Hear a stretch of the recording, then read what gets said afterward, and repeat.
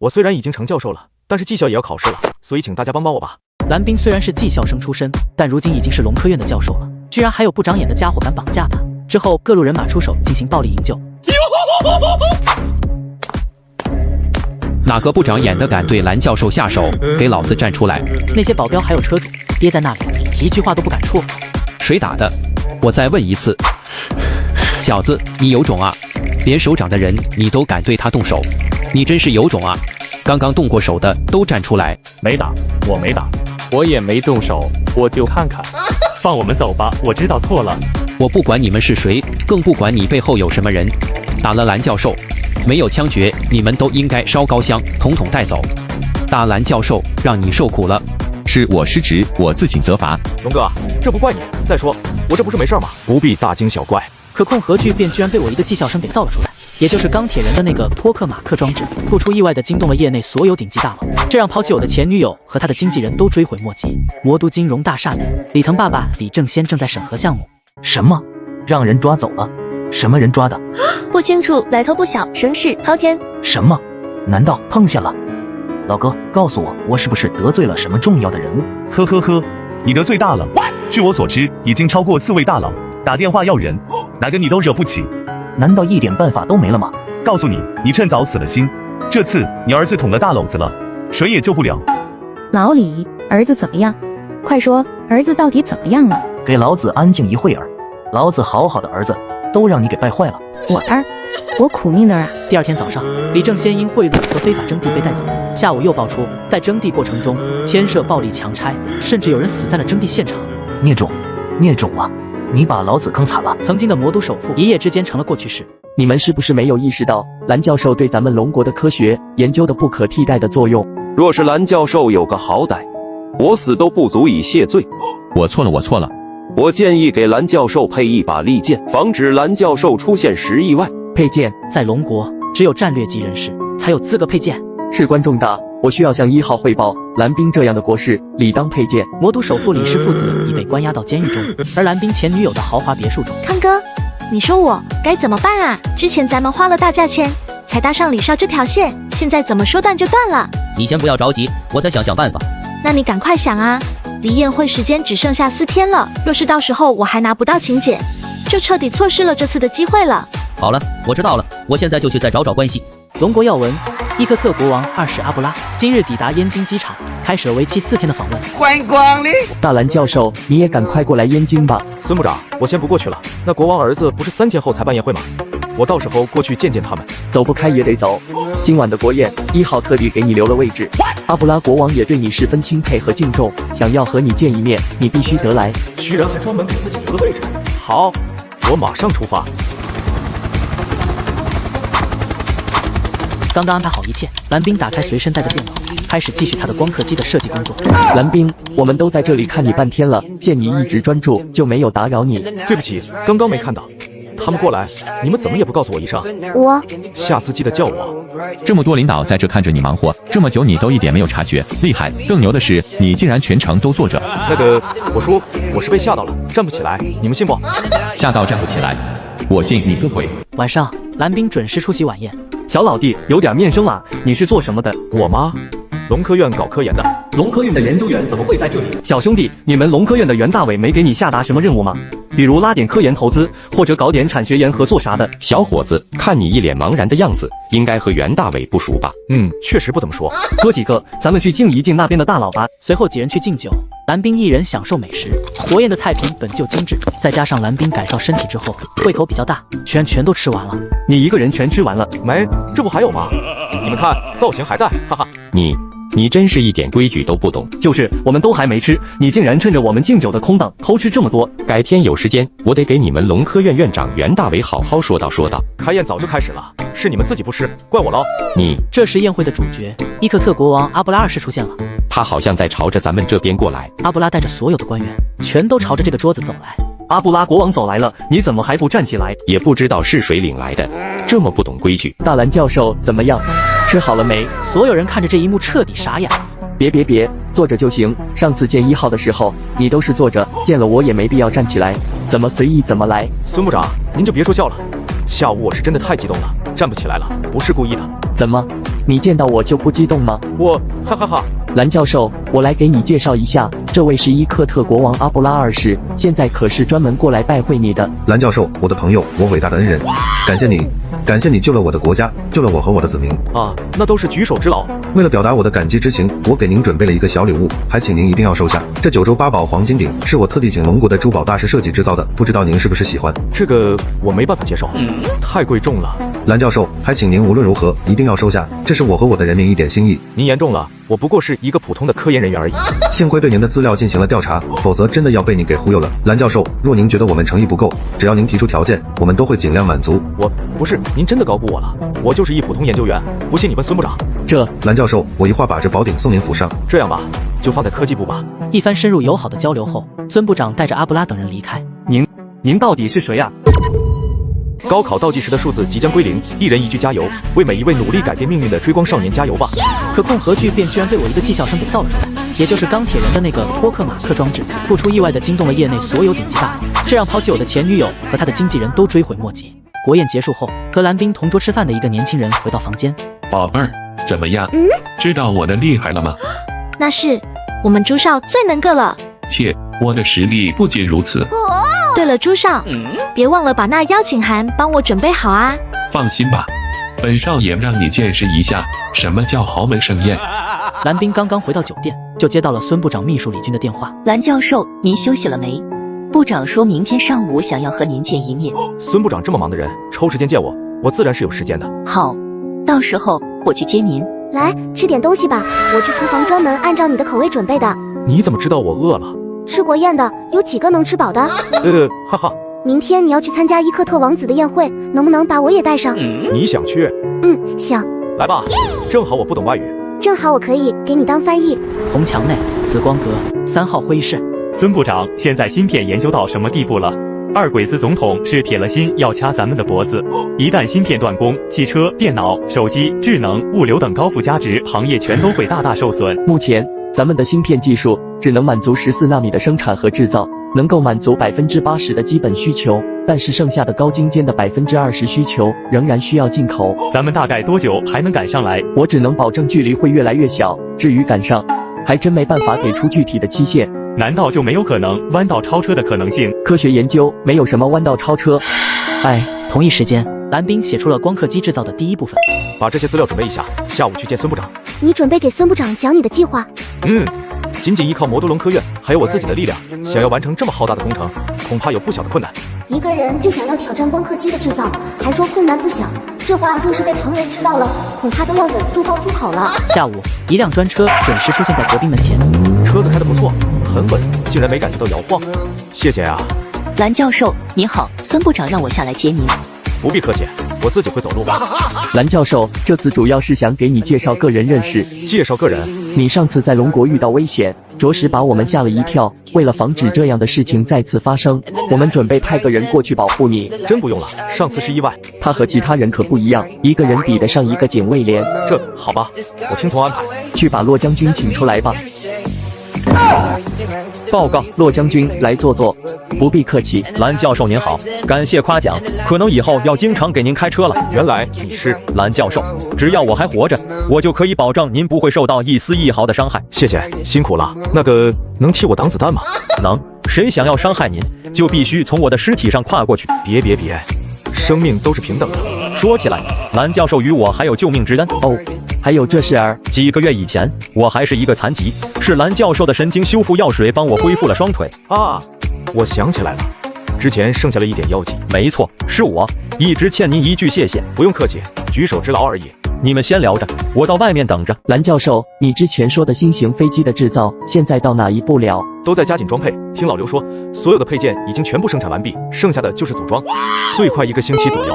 1个星期？这已经是火箭般的速度了。常规操作而已。自从上次你设计出了电磁脉冲炮之后，米国退避三舍。可是最近，他们似乎找到了破解之法，又开始猖狂起来了。若是战机能够在航空展大展身手，想必这些羊毛子就要再掂量了。没问题，保证能够赶上这次的航空展。好，我等你好消息。什么？不卖了？他们这是背信弃义，还有没有契约精神？挂断电话，孙部长的脸上带着怒气。怎么了，孙部长？这事告诉你也没关系，反正也是要见报的。商部那边传来消息，阿斯米公司取消了5纳米光刻机的订单，咱们等了3年的订单被美国抢走了。孙部，您可是堂堂龙国一部之长，您明确告诉他们订不来，老子不要了，我龙国自己解决。我们不但要自己解决，还会报仇雪恨，让他们等着。蓝教授果然还是年轻气盛，有骨气，有血性，这才是咱们龙国的大好男儿。孙部长，我不是在说气话，不瞒您说，我这次过来就是想要告诉您，我想要开启光刻机的研发。你说的是真的？是真的呀，我已经有了完整的理论验证，这也是我最近在忙的事情。可你是研究核物理和动力学的，而这光刻机更多的是光电学科。你之前……孙部长，请相信我，我在这里给您立下军令状，若是6个月之内不能突破掐脖子的光刻机和芯片技术，我就……别，不许瞎说！小孩子发什么赌咒？我保证咱们反卡米波和阿斯米的脖子，以后芯片不再是咱们的卡脖子技术，而是咱们的利器，咱们可以随时遏制米国和西方的利器。我做梦都在想着这一天能够到来。会来，马上就会到来。根据我现在的预算，需要资金200亿，光电科技的人才大概300人，另外需要各式各样的基础的光学设备。好，完全没问题。但是想要一下子凑够这么多人，恐怕需要光学所的人支援了。谢谢孙部长。洛天成从办公室里面出来，坐在了等候室等候。你也是等蓝教授的吗？我是蓝教授的司机兼保镖。什么？这都是我的职责啊！你是来抢我的饭碗的吗？龙战少校常年驻扎在龙科院警卫连，警惕性高，尽职尽责。哦，你听说过我的大名？不过可惜实战经验差，需要多加磨练。说我实战经验差，要不咱们比划比划？再说你又是什么人？洛天成。你真的是洛天成，特战兵王，龙王大弟子，曾经一人杀尽以色列，单杀摩萨德头目的洛天成。是，你好烦啊！那以后就要麻烦你了。这是我的本职工作而已。今天阿布拉王子在鲲鹏大酒店设了宴会，他们派了几辆车来接你，让你选一下。都有什么车啊？有宾利天乱、路虎显胜、奔驰小 G， 还有保时捷卡蛋。天，都太高级了！在咱们龙国出行，自然乘坐龙汽集团的车就很好。乘坐龙汽的车子过去？之前不是说要借他们的厂子，我自己做一辆车子吗？正好感受一下，有助于我在做具体的改进。好，我去协调一款龙汽的车子过来。可控核聚变居然被我一个技校生给造了出来，也就是钢铁人的那个托克马克装置，不出意外的惊动了业内所有顶级大佬，这让抛弃我的前女友和他的经纪人都追悔莫及。下午5点多的时候，酒店门口豪车云集，真是开了眼了。坐着龙汽的车子，穿着土拖拉机的衣服，也配参加这宴会？不知道丢人吗？少爷，这种人没教养，不懂得尊重，不必和他一般见识。我和他一般见识，他配吗？对了，米歇尔那个小妖精来了没？还没到，说是路上堵车。切，什么路上堵车？不过是想要刻意的和我撇开关系，婊子无情，戏子无义。米歇尔，你看那些臭男人看你的眼神，一个个目光里都藏着钩子。今天好好表现，只要你能疏通关系，保证以后星途顺畅。放心吧，康哥，有机会我再唱一首《爱我你就离开我》。酒店最深处，阿布华正在接受国王阿布拉2世的训话。记住，今晚你的目标只有蓝教授一个，只要你能够和蓝教授搞好关系，我就算你大功一件，明白吗？是，陛下。王子殿下，您之前发出唯一一张黄金红钻邀请函的主人已经到来。什么？已经到了？混账！怎么搞的？我不是告诉过你们，在他快来的时候告诉我，我亲自下去迎接的吗？回殿下，我们没有收到任何他即将到来的信息。行了，他在哪？赶紧带我过去。是。蓝先生，抱歉，有失远迎。你竟然懂我们的龙语？龙国是文明古国，我对龙国十分向往，所以从小就学了龙语，曾经在这里留学3年，对我的影响很大。那我只能说你很有眼光，龙国文化从来都是越学越觉得高深，你终将受益终生。是啊，现在已经明显感受到了。蓝先生里面请，吴小姐你先在此稍后，保证不会让您久等。哦，好的。不用找了，我在查看地形和守备情况，你在大厅就好。好。蓝先生，我的朋友，请坐。好。蓝先生，我这次请您过来，主要是想要请帮忙，是否能够帮我们设计一款电磁脉冲炮？您放心，钱不是问题。抱歉，这些已经超出我的职责范围了，我没办法做出回答。蓝教授，您别误会，在来之前，我们已经询问过孙部长和军工贸易部主任傅海明先生，他们说主要看您的意见。当然，无论是否答应，我们都希望和您和龙国成为很好的朋友。这样啊，我回去考虑后给你答复。谢谢蓝教授。你也知道，我的祖国此刻正在遭受灭顶之灾，米国的战机如同达摩克里斯之剑，时刻悬挂在我们伊克特人民的脖颈之上。我理解。蓝教授，咱们聊点您感兴趣的吧。您说有没有一种石头可以完全的违反重力，漂浮在空中？理论上是可以的，但需要提供动力。天然的反重力物质不存在的。我也好奇这个，但是我们那里确实有一座这样的小山包，可以违反重力悬浮于空中。不信，您看这个。有没有对它做过什么探测？之前我们的专家测了一次，这个是参数，这东西很硬，用金刚石都划不破，爆破也没有成功。有做过磁场感应吗？有，不过和周围的山体没有任何的差别。在未来图书馆里并没有这么个东西，看来有必要再核实一下。还有其他资料吗？另外这样的东西有几个？这是其他资料，只有这一个，至少目前我们发现的只有这一个。鲲鹏酒店，此刻政商名流都来得差不多了。志刚，这个是你妹妹，李海王，离我妹远点，不要打我妹妹的主意。不要这么激动好吗？我已经打通了阿布华王子的关系，这次伊克特的生意铁定是我们的。你若是愿意把妹妹介绍给我，以后咱们就是一家人了，还不是有肉一起吃，有汤一起喝。放屁！谁不知道你就是一个大海王？你要是敢动我妹，我弄死你！随后一个鸟牛的身影入怀，这女人太妖娆了，烈焰红唇，眼神更是勾魂夺魄。李少，不准备喝一杯吗？是不是不打算给面子？谁会拒绝一个美女的邀请？那岂不是禽兽不如？啊，李少果然好酒量。跟你喝点，酒量不行也得行啊，哈哈。李少、朱少他们都在忙着和伊克特的那些阔少公子谈生意，你们不怕生意被他们给抢走了吗？你怕是不知道李少的厉害。李少和伊克特王子阿布华是同学，两人是铁哥们。哇哦，看来自己这次选对了。早听说李少手眼通天，没想到在国际上还有如此广阔的交际。不过是一般朋友而已，被阿布华老哥知道，又要说我乱嚼舌根了。看来李少在伊克特的生意是十拿九稳了。不要乱说哦，祸从口出的。远处吴晶晶坐在那里，决定等蓝冰出来后就拉着他赶快离开。怎么了？是不是很无聊？没，就是有些不适应。谈得如何？还行，不过是利益之交，我不太擅长这种。你不需要擅长这些，现在这样挺好的。爸爸接电话啊！孙部长打来的。蓝教授，想必你也看新闻了。今天下午传来了消息，商部和他们的谈判并不顺利。米国狮子大开口，以高科技制裁为借口，想要逼迫咱们就范，在贸易上做出巨大让步。我听说了一些，您需要我做什么？我想再找你确认一下，那个脉冲电磁炮，若是卖出去，是否会影响咱们的战略压制地位？有没有可能造成技术外泄？孙部长，您这是想要借刀杀人啊？蓝教授，你这反应速度，就算是不做科学家，也会是咱们龙国的好领导。孙部长放心，首先我保证这刀好使，短时间内能杀个尽兴。第二，这刀轻易不会被仿制。第三，纵然真的被仿制了，咱们还有更有优势的长刀，能够始终让咱们保持先进性。哈哈，好，你有这话，我就放心了。没问题，正好我在阿布华这里，一会儿我去和他说一下，想必他们会高兴万分。这也算是合作共赢了。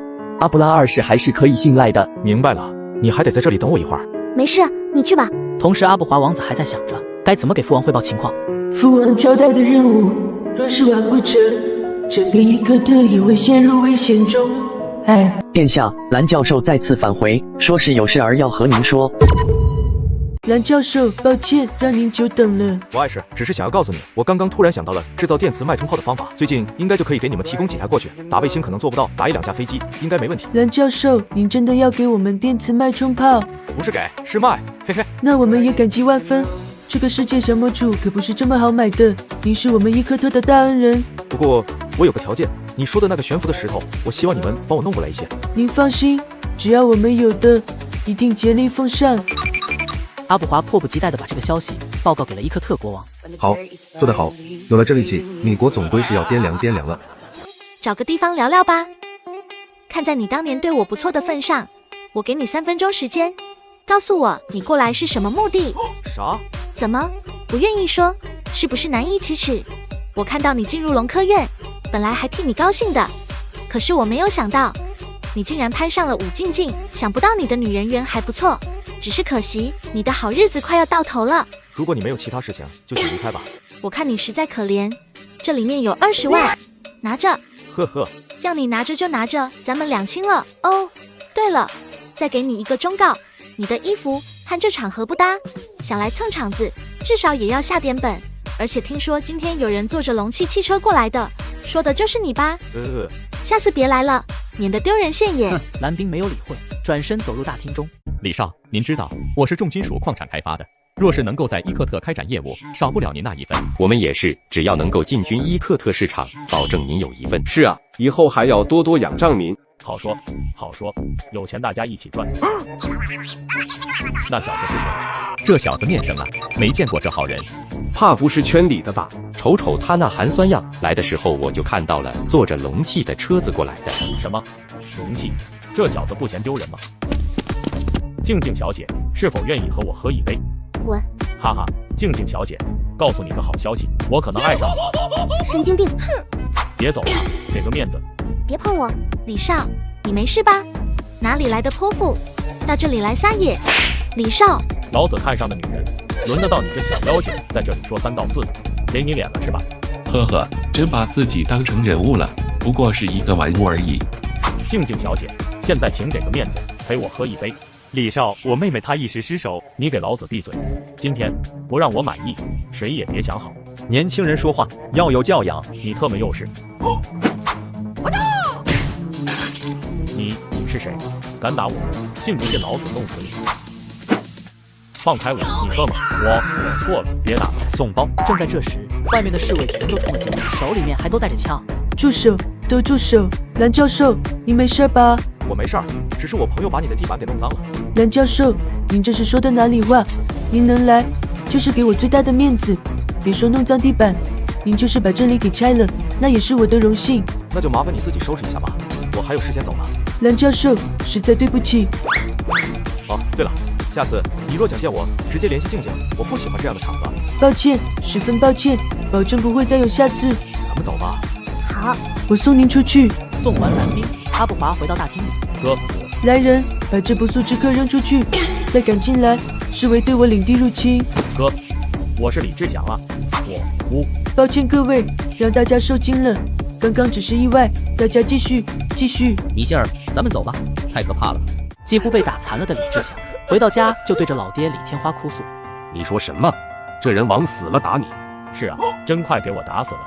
聂种，别说他往死了打你，他就是打死你，老子也认。我说老头子，你不帮儿子报仇也就罢了，还敢在这里说风凉话。闭嘴！你知道打他的是谁吗？谁？天王老子也不成。他是龙王大弟子，剑阁首席君子剑落天辰，连欧洲罗斯的家族的第一位继承人都死在他的手上。关键我没有惹他，是他突然跳出来打我的。什么？自己跳出来打你？你算什么东西？他最近给一个神秘人当护卫，你若是不惹他，怎么会？神秘人，护卫。聂种，你这个聂种啊！你老老实实把今天的事情给老子讲出来，敢漏一个字，老子活剥了你！我就是看到有个女孩长得还不错，我想去交往，然后她男朋友来了。男朋友姓什么？是不是姓蓝？好像是，对，叫蓝冰。聂种，你个聂种啊！老子迟早要被你坑死！连1号都叮嘱要好好保护的人，大名鼎鼎的洛天辰将军当护卫的人，你竟然抢人家女朋友！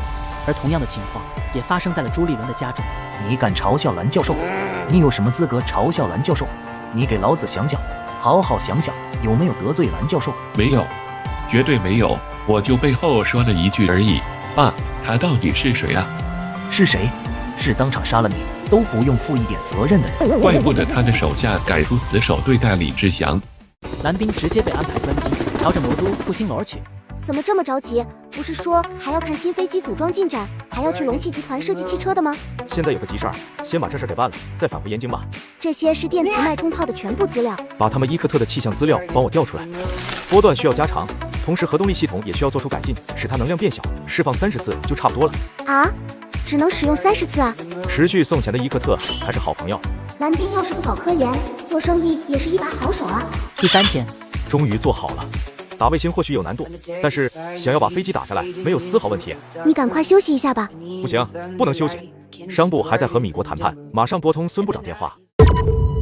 国王阿布拉2世看着天空中坠落的3架战机，眼神中饱含热泪。一个中东丐帮居然能打咱们的飞机，可控核聚变居然被我一个技校生给造了出来，也就是钢铁人的那个托克马克装置，不出意外的惊动了业内所有顶级大佬，这让抛弃我的前女友和他的经纪人都追悔莫及。米国和龙国看上去是在进行商务谈判，实则是米国在强制制裁龙国。孙部长，我是蓝兵，那3台脉冲电磁炮制作完成了。好，这电磁脉冲炮对米国战机的命中率大概是多少？若是能够雷达锁定，命中率几乎100%。电磁波和光速一样，目前的科技没有什么能够逃脱光速的追捕。这太好了，我这边感知出了3台，可以将命中率提高到99.9%。为什么还有0.1%的概率逃脱？您觉得火力不够吗？那我再感知1台，把命中率提高到99.99%，如何？好，咱不能把事做绝，给他1/1000的逃生概率，能不能跑得掉，就看他们的运气了。孙部长眼神中露出杀机。何不成功了？咱们不需要再让步，是时候也让他们紧张一哈子了。好，我静候佳音。如法炮制，蓝兵终于把这第4门电磁脉冲炮也完成了。看着这4门炮，蓝兵的脸上终于露出笑容，算是有些收获。你回去休息吧，这边我来看着。好，剩下的就交给你了。这4门电磁炮的使用步骤我都写好了，配合神木雷达使用。静静小姐，我们伊克特人永远记住蓝教授和您的恩情。不必客气，操作要点我已经给你写出来了，同时给你录制了视频资料，不要操作失误了。您放心，我一会儿登机之后就会好好研读，保证不出差错。早晨6点，伊克特阿布拉机场。父王，小魔主，我从东方请回来了。好儿子，辛苦你了，你先回去好好休息。不，父王，咱们马上部署。米国习惯于9点左右飞一波，咱们也试试威力。好样的，儿子。4门电磁脉冲炮全部部署完成。国王阿布拉2世、王子阿布拉等人全部紧张地坐在控制室中。这里的景色可真漂亮。嘿，谁说不是呢？马上就要到达目标点了，都精神点。该死的，下次能不能把这雷达锁定警报给关闭掉？太吵了。布鲁斯，你说怎么样？布鲁斯，我给你说话呢。呼叫总部，请联系布鲁斯。报告，图巴特也在下坠。怎么回事？这到底是怎么回事？呼叫总部。国王阿布拉2世看着天空中坠落的3架战机，眼神中饱含热泪。打下来了，真的打下来了。伊克特有救了，咱们又有希望了。太帅了，简直是！阿古柏，你亲自带队带回飞机残骸，带回人质。是。阿布华，你留在这里坐镇，再赶过来全都给我打下来。遵命。我去见记者，要昭告天下，咱们伊克特从今天开始再也不怕米国。米国圣罗纳大酒店。规则是咱们制定的，他们终将会妥协，因为他们已经别无选择。您预计他们还要挣扎多久？不出意外的话，下午就会有一个大大的惊喜。米国3角大楼作战中心此刻全都乱成一锅粥。3个飞行员联系上没有？暂时没有找到他们的踪迹，已经失联20分钟了。找，继续找。根据身在伊克特的线人的说法，他们均被击中并坠机了。什么？击中？就算是击中，也应该有一个反应时间啊。我们怀疑这种手法特别像电磁脉冲炮。电磁脉冲炮就是前段时间打中棒子国卫星的武器。咱们的科学家不是说已经通过技术手段可以规避这种攻击了吗？您看，大家好，这里是伊克特，这里是我们的土地。这3名飞行员还有这3架战机是米国对我们入侵的罪证。一个中东丐帮居然能打咱们的飞机，电影都不敢这么演。假新闻，绝对的假新闻。很快第2个视频发出，更多细节被曝光出来，甚至把已俘虏的飞行员照片和他们在米国飞行学员的照片做对比。这下米国再也坐不住了，拉希里再次见到了何布。听说前段时间你们研究出了电磁脉冲炮。听说，拉希利阁下，我觉得这里2个字和您的身份不符。呵呵，伊克特国王从贵国走访结束之后，回去就让我们失联了3架飞机，这2者是否有关联？对不起，您说的我不清楚。何不，我们侦查到今天早晨有一批物资到达阿布拉机场，不过是正常的商业往来而已。你们若是有飞机坠落，总不能都怪到我们头上。而在龙国，孙部兴奋地给蓝兵打电话。蓝兵，好样的！我听何不说，拉希里的脸都变成了酱青色了，哈哈哈哈哈！好啊，先这样，我也到燕京了，先忙了呀。你小子不去好好休息一下吗？没事，我还年轻，科研工作最重要。你小子别仗着年轻肆意挥霍吧，再紧要的事情也没有身体健康紧要。今天说啥都得给我好好休息。老胡，我连续睡了8、9个小时，已经歇了1下午了，现在正是精力旺盛，我也睡不着啊。你简直就是一个怪物。老刘，你也没走呢？你怎么来了？刚刚熬了这么久，不准备放松一下吗？我都休息过了。再说，这个飞机的任务不是着急吗？还等着飞行展会呢。现在怎么样了？所有的单元装备都已经制造完成，还有25个模块等待装配。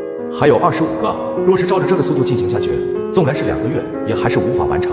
老刘，这次航空展最迟多久进场？也就是说，咱们最长的期限是多少天？18天。18天？那咱们的飞行员熟悉一架飞机要磨合多长时间？差不多100多个小时，但这完全是新型战机。恐怕至少需要200个小时。那咱们实际的装配时间只能压缩到10天了。什么？10天？对，只有10天的时间。我们参加航空展，不是要送过去一架飞机空壳，我们要能够让它在天空飞行，要能够在飞行中展示它的优秀性能。另外，再给飞行员2天的培训，5天的实操。培训用2天，2天后就直接实操上手。蓝冰，这个计划是否太激进了一点？放心吧，我心中的有数。老廖，辛苦你把各项工作资料给我一下，越细越好。好，那些资料都在我的加密库里面，我给你开通权限。那咱们就开始吧。我先去看下各个车间，再看下资料，明天给大家一个更加详实的计划。各位，咱们要相信蓝教授，同时也相信我们自己。大家有什么问题吗？没有，我就是给他们载过一下工作。8号车间的13号模块中的电子系统是谁负责的？怎么了？电子通讯系统装备总共有5种静默模式，那里只装配了1种静默模式。面对电磁脉冲这种武器，会变成活靶子，拆了重新装配吧。就这么走了一圈，就能找出这么大毛病？蓝教授，13号模块的负责人吴志军想要辩驳。老吴啊，一会儿再查看一下。若是完不成，我提头来见。那就拜托了。不过你的头应该不会太好吃哦。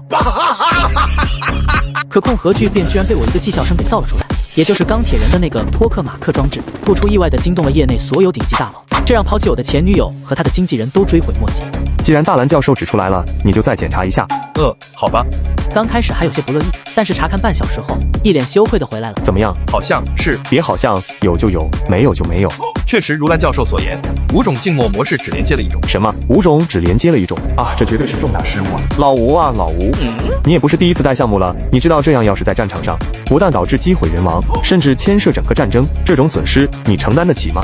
这次时间上面太着急了。这么短的时间里，确实。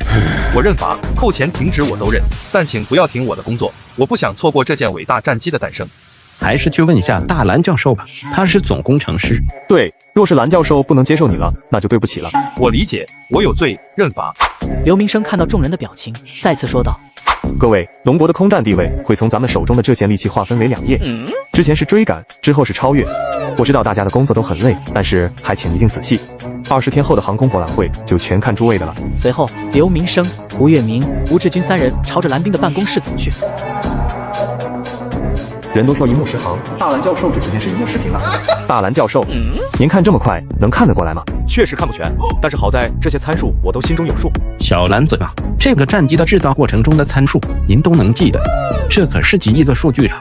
这虽然数据很多，但都是有规律的，记起来并是太难。再说这东西我自己设计出来的，我能记不住吗？3位找我有什么事情吗？大蓝教授，我过来是来认错的。那个电子静默系统在装备的时候，我确实弄错了。我有罪，请您责罚。吴主任，您严重了。工作中出现错误是正常的，也是可以理解的，很多人都会犯错。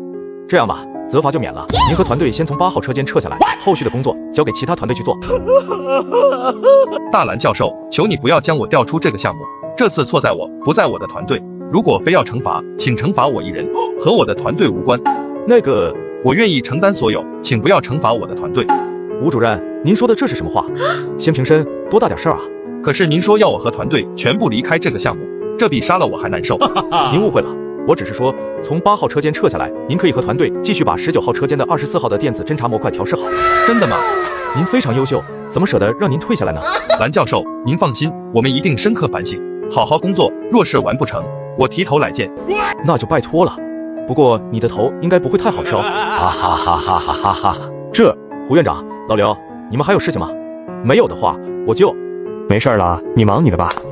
回到办公室，副院长胡月明电话便响了起来。老胡，你们研发的新型飞机什么时候能够交货？有些飞机已经进场了，你们准备什么时候进场？快了，快了！你们这次可得打起精神来，这次的航空展非常非常重要，直接影响咱们龙国在国际上的航空地位。我明白，我们一定会全力以赴。米国这次几乎把战机全部换了一遍，原来的侦察机 U7虽然性能绝对世界第一，但是因为被咱们的激光武器给摧毁了，现在他们直接拿出下一代 U8 侦察机，听说可以实现全隐身。行了，知道了，咱们要相信蓝冰教授。不是不相信他，咱们目前没有这么多机型可与之抗衡。算了，也不要有压力，咱们慢慢来。他们的军费是咱们的8倍，这种情况也正常。我保证大蓝教授设计的战机综合性能绝对比原来的性能要高出很多。好，外界那些科学家全都疯了一般寻找蓝冰。蓝教授联系上没有，我现在的研究碰到了瓶颈，希望蓝教授能够帮我指点一下，突破这个困难。我绝对能获得诺贝尔奖。你的新论文不是已经被 Nature 收录了吗？ Nature 算个屁！看了蓝教授的那个大统一场论，那才是真理。按照蓝教授的大统一场理论中提出的方法，我们观测到了引力波波动，在离地球80至100光年之外的地方，竟然同时发现了2个黑洞。更加让人恐怖的是，这2个黑洞彼此之间似乎有一种微妙的平衡，一旦平衡被打破，2个黑洞就会急速扩张，并且快速吞噬蓝星。牛顿和爱因斯坦的伟大在于他们开辟了一个新时代，现在蓝冰也同样开辟了一个新时代。龙星，龙星，好名字，好期刊，好一个蓝教授。您看这些人一直在找蓝教授，是不是？哎，蓝教授现在哪有时间接待这些散人啊？好的，那就等大蓝教授研发完再说吧。同一时间，国际学术委员会年会，来自全球顶尖的科学家汇聚一堂。龙国学术界集体修仙了吗？何止是修仙，简直像是穿越时空的奇闻。那篇关于黑洞引力波的论文简直太奇妙了，竟然通过这种方式找到了黑洞。还有那篇关于介子的研究，把微观研究再次往前推了一步。不可能，大统一场论有严重的缺陷，根本不具备统一的条件。更何况这事儿是龙国搞出来的，我根本不相信。可是据我在龙国的朋友说道，那些成果确实是通过龙星期刊发出来的。什么？龙星期刊？这个野鸡期刊上的东西也有人信？有期刊吗？咱也瞅瞅上面都有啥。看大屏幕吧。有没有搞错？确定是这个名字？不会是翻译错了吧？十分确定。正好在座的都是当世顶级学者，咱们一起看看这是个什么东西。给我纸笔，快，妙啊！太高明了！不但如此，龙国还率先利用超强对撞机找到了论文上的介子微夸克子。一个个消息如同一个个重磅炸弹，撞击在众人的脑海中。接着往下看啊，翻页，快翻页啊！为什么不翻页？没有了。What？ 为什么不能多拍一点？因为往下看要充会员了。啥？逗你呢！去买，快去买1本。买不到，2000册早已经售完了。当初若不是偏见，怎么会买？悔之不及啊！马卡，前段时间龙国新发行了一本科学期刊，你收到了没？收到了。在哪？赶快给我找出来。不，拍照，我现在就要，快！扔了，谁让你扔的？您当初说这个是龙国的垃圾，直接扔掉就行。我让你去死，你怎么不去死？您之前不是说这是垃圾，不需要了吗？你再说一句，我捅烂你的嘴唇。大家都是为了龙国复兴，都是为了龙国强盛。好了，你们2位都是英雄，只是职责岗位不同，咱们就别商业互那个啥的。龙国科学家蓝冰随便写几篇文章，就足以惊叹整个蓝星，更是让欧米等西方国家垂涎千尺。当一个人比我们强一点，我们可以去嫉妒、去打压；但当他已远超时代，我们只能去接受、去拉拢、去崇拜。可控核聚变居然被我一个技校生给造了出来，也就是钢铁人的那个托克马克装置，不出意外的惊动了业内所有顶级大佬，这让抛弃我的前女友和他的经纪人都追悔莫及。航空航天研究院，咱们的飞行员选好没有？我们刚开始挑选飞行员，这2天应该就会过来。好，我会做一个简单的飞行操作手册，我来给他培训讲解。你亲自讲？我怕时间太短，别人讲不清楚。好，科学怪人咋杀都懂。怎么了？外面找你都找疯了。都是手写的信。他们不光写信，还打了电话，发了邮件，发了短信，甚至通过大使馆联系咱们科创部，这些都是科创部转交给你的。都啥内容啊？各界人士想授予你名誉院士，有米国科学院的、米国太空署的、英吉利皇家科学院，还有 Science 和 Nature 都想邀请您担任荣誉编辑。我就呵呵了。哦，对了，这里还有英吉利女王给你写的亲笔信，想要授予你皇家爵士爵位。这是米利坚总统的亲笔信，随时欢迎你加入米利坚。加入米利坚干什么？另外，我也不喜欢英吉利的东西，没啥可吃的，还是咱们龙国美食多。把这些都推了吧。再说，他们之前不都瞧不起咱们吗？你看，这还有封信，是国际学术委员会的，他们表示已经把原来的委员沙利文给辞退了，专门给你道歉信，并且希望你能够成为委员。我可不擅长当学阀，你告诉他们，好好做研究比拉帮结派好得多。还有吗？这里还有一些是国内的一些学者给你的，大多都是学术问题，想要向你请教。蓝冰看着武静静邮箱里面的数千封电子邮件，也不忍心拒绝。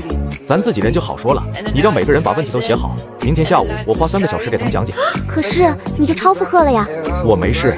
好，我现在就去通知他们，你赶紧回去休息吧。好吧。8点，蓝冰醒来，再次来到办公室。你回去睡觉吧，剩下的我来处理。不，太多了，我来帮你。放心，我能处理完。熬夜了，白天就要补觉，不要学我，你和我不一样。你这熬夜的本事，我还真比不了。给所有发邮件的人发时间表，我会按照排序给他们解答。蓝冰一一回答了所有提问者的问题，他们都知道能够听蓝冰讲课，绝对是可遇不可求的事情。今天就到这吧，以后大家再有什么问题可以给我发邮件，我有时间就会回复，还请大家多多谅解。镜头前，所有人都起身对着蓝冰鞠躬致谢。燕京航天所，自从蓝冰的说明指导书发出之后，整个车间的装配速度大幅度提高。小蓝字塔飞行员挑好了，您看什么时候合适，对他进行讲解和培训。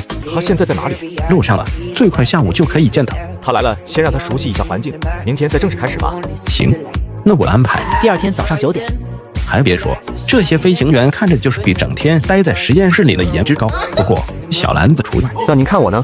呵，大蓝教授您好，我是楚天阔，燕京守卫区空勤一大队大队长，特级飞行员，飞行时间3000多小时，零失误。欢迎欢迎，飞行英雄。蓝教授，您过奖了，在您面前，我可不敢妄称什么英雄，您才是我的偶像。我和米国战机多次相遇，但是从来没有见过他们像那次那样狼狈逃窜。您才是祖国的英雄，是龙国的守护，向您敬礼。大家都是为了龙国复兴，都是为了龙国强盛。好了，你们2位都是英雄，只是职责岗位不同，咱们就别商业互那个啥的。哈哈哈！楚队长，我看您是大学参军，还是国防科大高材生，那我一会儿就尽量讲的简洁一些，有什么不明白的随时问我。没问题。咱们的这款战机内部的核心装备都和之前的不一样，爬升率和盘旋率提高到原来的3倍多。什么3倍多？你确定没有给我开玩笑？没开玩笑啊。那现在的战机岂不是要旱地拔葱？没错，差不多这个意思。我受得了。请问飞机能受得了吗？你现在要考虑的是你的身体真的能受得了吗？不瞒您说，我已经接受了宇航员训练，身体承压程度要比普通的飞行员要强得多。那就好，这些是飞行操作指南，重点的部分我都已经全部给你标注出来了。时间紧迫，撸起袖子加油干吧。好的好的。这怎么了？蓝教授，您确定您给我的是根据飞机性能做出来的飞行指导说明书？是啊，因为时间紧，所以只写出了大概，等到飞机造出来，功能比这个还要多，到时候你再慢慢摸索。这越看越离谱，这可能吗？就算是米国也没有这样的战机，不可能，不可能啊！怎么了？有什么问题吗？胡院长，您看这个，这怎么可能做到吗？单单是这动力都没办法提供。你认为做到这一步，需要发动机提供多大的推力？普通的战机机身重量也有15到20吨，挂弹、副油箱等加在一起也有10吨，至少要有60吨的推力。据我所知，现在最大推力的战机发动机也才15到20吨，纵然是2台发动机，最大推力也才40吨，加上自身速度，哇塞消耗，哪有余力做这个啊？看来你小子还没少做工作的。您笑什么？只有掌握了飞机的各项性能，才能更好的操控它。你那都是老黄历了。你知道蓝教授研发设计的发动机最大推力有多少吗？多少？你猜。这老顽童还我猜，直接告诉我不完事了？难道单台发动机就能达到40吨？别再猜，胆子大一点。难道100吨？看来你对蓝教授缺乏了解，再给你最后一次机会。200吨？难道它能达到200吨？250吨，而且输出功率稳定。250吨？那测试的时候岂不是要把房子给拆了？嘿，这一点你猜中了。当初发动机推力测试的时候，就是把房子给拆掉了。神啊！所以要充分相信蓝教授，只要他敢在飞行操作说明书里写，你就要相信，哪怕他说能拖着火箭上天，那也不是不可能。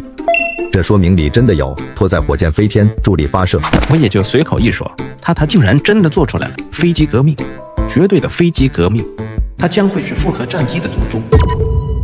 天卫1号准备就绪，请指示。起飞。是。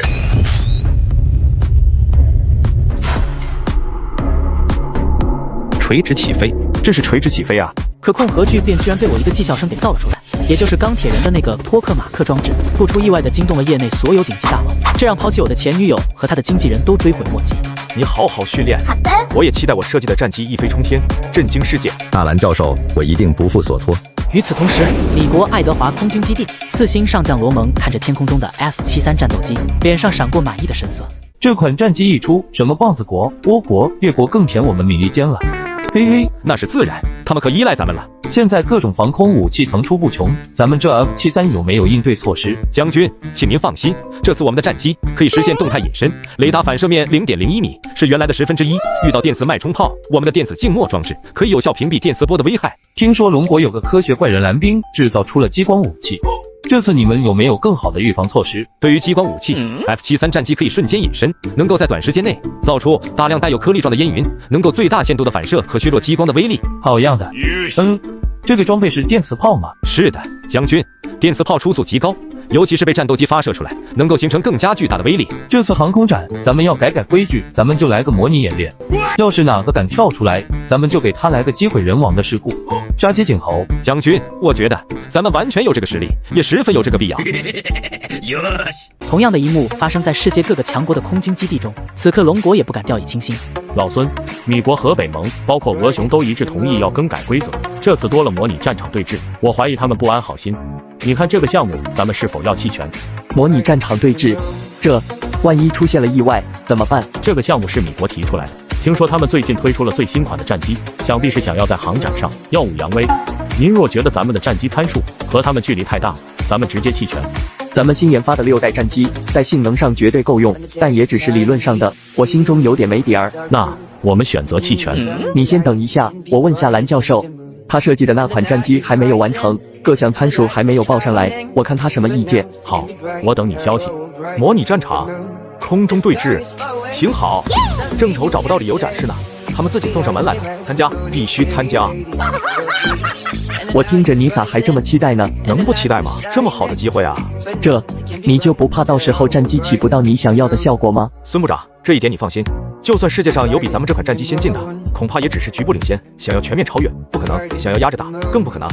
更何况咱们迟早有一天是要正面硬刚的，与其忐忑不安，不如直接拔剑。好，我就知道大蓝教授不会让人失望。既然你有这个自信，那咱们就参加。隐忍这么多年，也是时候让人知道咱们的厉害了。这消息也迅速被传到了燕京。没错，确实是时候出去练练了。既然迟早要突破，那就从这次对峙演练开始吧。既然他们要在场上见真章，那就让他们好好看看吧。让他们等着吧，一个也不要放过。上面决定让咱们组成一个临时观察团，参加这次的航展。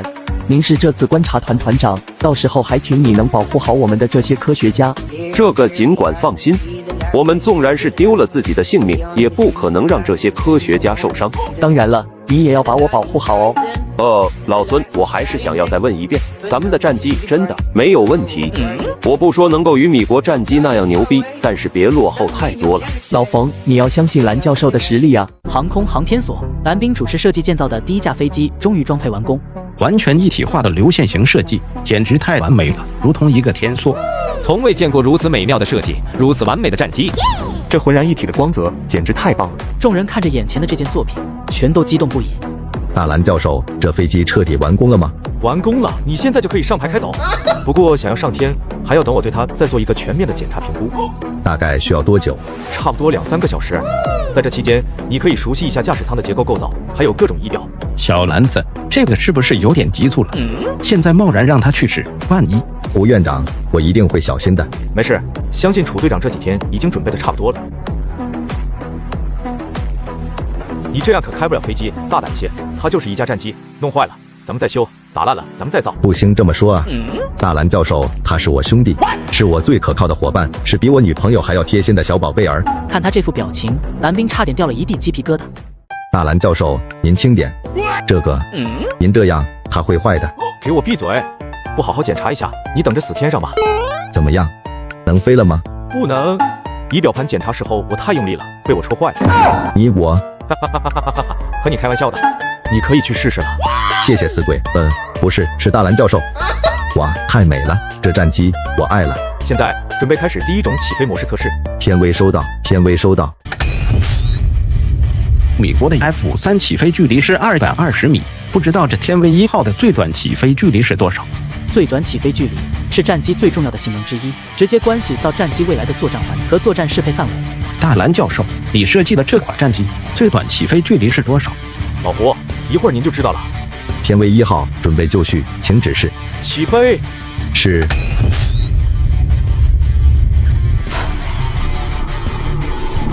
垂直起飞，这是垂直起飞啊！小篮子，用这垂直起降的功能能飞多远？对能量的消耗如何？胡院长，我理解你的担心，咱们使用的是核聚变燃料，瞬间产生的推力足以轻松支撑飞机的悬浮，几乎可以忽略不计。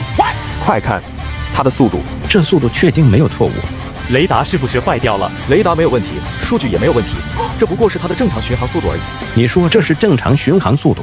现在已经明显超过音速，为什么没有看到音爆产生？飞机采用了独特的材料，空气不会因为压力差汇聚成墙，所以不会产生音爆。什么？天威1号再加速。天威收到，天威收到。速度，这才是速度。这是不是已经超过普通对空导弹？没错，普通的对空导弹根本无法对它形成威胁，甚至可以实现与对空导弹平行飞行。接下来几天，楚天阔试验了飞机的各种功能和性能，而他表现出来的性能更是惊呆了所有人。5年前，查尔斯被龙国战机驱离，是他心中永远的痛，更是他的耻辱。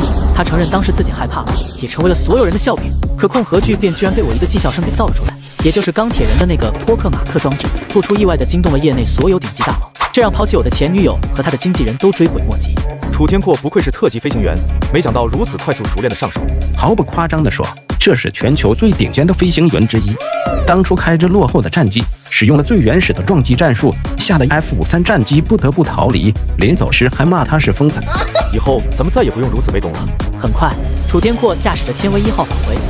从靠缴获飞机来参加阅兵，到自力更生，奋起追赶，再到现在的超越。是啊，我们用了78年，不容易，太不容易了。以后谁也别想在咱们的头上撒野了。飞得不错吗？感觉如何啊？爽，太爽了！这是我开过的最爽的战机，开着它，我就是空中的主宰。谢谢你们设计出如此完美的战机，谢谢大蓝教授。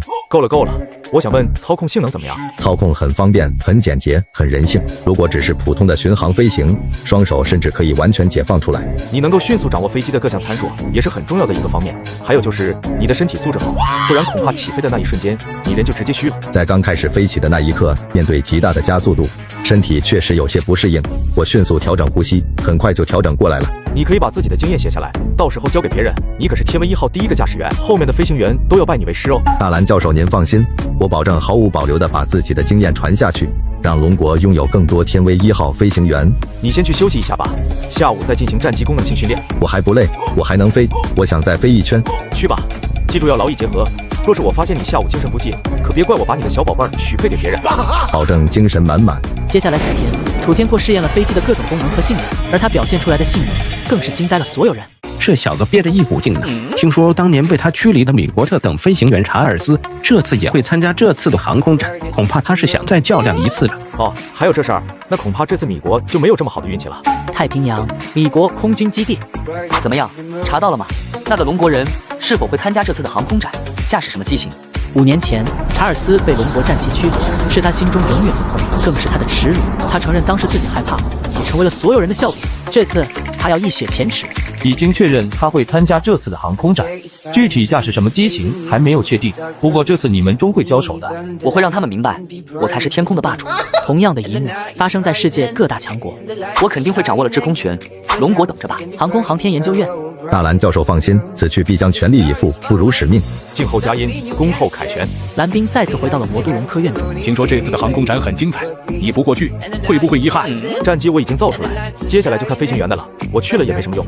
至于技术交流和借鉴，我感觉他们的飞机没什么好借鉴的，所以没有去的必要和意义。还是你狂，敢这么说西方航空实力的人，你是第一人。狂吗？没觉得呀，我说的是事实。你，这小子现在越来越狂了。好样的，这要是当我孙媳妇，武晶晶肯定不受别人欺负的。大蓝教授，你不是说想要自己造一辆汽车吗？你怎么又回魔都了？老刘，谢谢你的好意，帮我给杨总道个歉，我这边实在走不开，等我忙完这段时间再说吧。你不会是要做光刻机吧？哇，你怎么知道？我的天，大蓝教授，你这跨界跨的也太大了吧！这领域差别很大的，你确定要搞？芯片是必须要搞的，想必在设计飞机的时候，你已经明显感觉到，受制于芯片技术的信号接收和处理速度，哪怕天威战机综合性能提高了很多，但是在图像处理、信息收集处理方面相差很多。这何其容易啊！不说芯片设计，就单单是光刻机，就受制于西方主导的 A1 联盟，你真的就不怕到最后竹篮打水一场空？老刘，你怎么也悲观主义了？不是我悲观，是客观存在的事实啊！这光刻机不好搞，纵然面前是10万大山，我也会一脚踏平。好，有种，我等着你踏平10万大山。谢谢。你真的要搞光刻机，要搞芯片制造，也已经没有其他选择了。既然决定了，就好好干吧。只要龙科院有的，尽管拿。谢谢吴老。谢什么？不过是职责而已。听说孙部长已经给了你一个光电副所长的职位，说是便于我开展工作。好啊，好啊。半个小时后，蓝冰出现在了光电所门口。蓝教授，你好，你好，终于盼到您了。是啊，蓝教授，我们等得好苦啊。这下好了，蓝教授来了，咱们光电所就是咱们光电所的人了，所以可以扬眉吐气了。司徒静老师，我记得您之前还说要做芥子扫描显微镜，不知道现在怎么样了？进展很大，按照您说的多角度混合粒子束虹基之后，果然效果好了很多。大蓝教授，您记得我吗？前段时间视频的时候，我也请教您了一个数学问题。记得，当然记得。你提出的那个问题，应该是一个数学应用问题简化之后，对吧？大蓝教授厉害。大蓝教授，您认得我不？我当时大家注意一下，注意一下，蓝教授刚刚过来，你们这样再把大蓝教授给吓走了。既然来了咱们魔都光电所，大家以后有什么问题尽管问，我一定知无不言，言无不尽。大蓝教授，先带你去看下你的办公室，然后再带你去看看实验室，还有光电所的设备。不用，我对办公室没啥要求，多放几块屏幕就好，哪里都能办公。咱们先去实验室看看吧，我好了解一下基础设施。好，我先带你去见见咱们光电所的家当。来自太平洋岛的电话。孙部长，您能把目前参赛的战机参数和比赛视频发给我吗？可以，我现在马上发给你。行，等我看完之后再与您沟通。突然，龙国的天威1号垂直起飞后，瞬间飞了出去。楚天阔熟练的操作避开了银度战机的3颗导弹。要不要也给他来一发？杀鸡何必用牛刀？可控核聚变居然被我一个讥笑声给造了出来，也就是钢铁人的那个托克马克装置，不出意外的惊动了业内所有顶级大佬，这让抛弃我的前女友和他的经纪人都追悔莫及。不一会儿，一架直升机专门给蓝冰送资料了。怎么样？资料都看过了吗？他们的战机性能都有所保留，我怀疑他们是在钓鱼。钓鱼？对，恐怕是想要在实战模拟中给人一个出其不意。那咱们该如何？前3场战机比赛要全力以赴。那岂不是提前暴露了实力？后面岂不是很被动？不会，第4场模拟战场，咱们只派天威1号战机参赛。什么？这样岂不是很吃亏？每家允许3架出战，咱们只出1架。放心吧，而且只需拿出60%的战力，咱们也表演一把，做出强弩之末的样子。表演？难道您也想钓鱼？您觉得如何啊？虽然有风险，但若对战机实力和操控技术有十足把握，可以一试。楚队长，怎么样？对操控技术有十足把握吗？蓝教授放心，我保证不会拉垮。好，要的就是你这句话。那就听你的，要他一杆。太平岛，这个位于太平洋中间的岛屿，整个世界的目光都聚焦到了这里。米国 XBB 新闻社名嘴克鲁斯登台，飞得还是太保守了，龙国都差点占了上风了。已经彻底摸清，他们在这几场已经表现出最终实力了。果然还是不行。第3场飞完，各个飞行员全都回到了自己的基地中。这小子是要干什么？这下有好戏看了。你恐怕不知道他和龙国的渊源。当年他被一架远远落后的战机给驱离吓走了，这次恐怕是要找回场子。希望你不要让我失望，我期待着亲手把你撕碎。希望你能够自求多福，这次可不能逃跑了哦。我希望下午的比赛，你提前准备好自己的弹射营。查尔斯，我保证你连弹射的机会都不会有。下午挺风和日丽的，比赛准备。老孙，我这心跳有些厉害。老冯，不瞒你说，我刚刚在卧室偷偷吃了2片镇定片出来的。你说咱们只出动1架战机参加这实战模拟，真的没有问题？放心，蓝教授是一个极其稳重的人，不会有问题。参赛人员准备。正在这时，楚天阔驾驶着龙国的天威1号战机缓缓出现。这是什么？我靠，这战机外形好酷，简直太帅了，好像来自未来。米国 F-73战机内，查尔斯看着天威1号，瞳孔一缩，眉头皱起。你不是说这是龙国的备用机吗？这就是你所说的备用机。之前在训练场地没有收到这架战机的任何信息，不必担心，不过是外表好看而已，没有什么实际价值，最终还是要看实战能力。突然，龙国的天威1号垂直起飞后，瞬间飞了出去。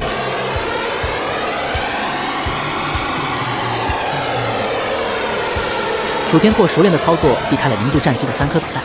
要不要也给他来一发？杀鸡何必用牛刀？大蓝教授，您也来了。大蓝教授没来，只是邀请蓝教授连线做我们的战术顾问。那我就更有信心了。我看过他们的战机参数，很脆，割了他吧。明白。龙国战机消失了，注意注意，他在我们后面。开局5分钟，印国3架战机全军覆没，同事米国查尔斯早已驾驶着战机走到了最前面。别慌，本想着钓鱼的，结果他们想吃人，看来咱们也有没有必要再藏着掖着了。好嘞，把速度加速到极致，先去解决德意志的最后1架战机。收到。正在这时，又是10几发导弹再次发射，全都朝着天威1号冲击而来，简直太爽了！耶！米国代表团罗蒙看到刚刚的空战视频，一言不发。这就是你说的战力不行，这就是你说的构不成威胁。不管怎么说，他们已经是强弩之末，这次咱们依然是冠军。将军，龙国战机并未返航，现在距离我方战机只剩下3分钟距离。什么？他们的续航能力怎么会如此强悍？查尔斯，务必把这个狂妄的家伙给我打下来。查尔斯收到。楚天阔，看来你也保存了不小的实力，但这只会加速你的死亡。去死吧！发射。炮弹高速射出的场景并没有发生。怎么回事？速度在下降。怎么回事？仪器失灵了？不可能，绝对不可能！电磁脉冲炮需要强大的能量，满箱的航油也不够刚刚的一发电磁炮。现在连电子弹射椅都已经坏掉了，查尔斯逃生无望。天威1号把米国战机吸附到机身下面。报告，成功抓到一只小鸡仔。好啊，带回来。咱们要当着所有人的面放生。半个小时后，一架战机从天而降。天威注意，天威注意，我们要善待俘虏，抓紧一点，千万别摔着了。报告，我刚刚不小心没控制好，请责罚。谁敢责罚你？我就问谁敢。干得漂亮，没辜负我的设计。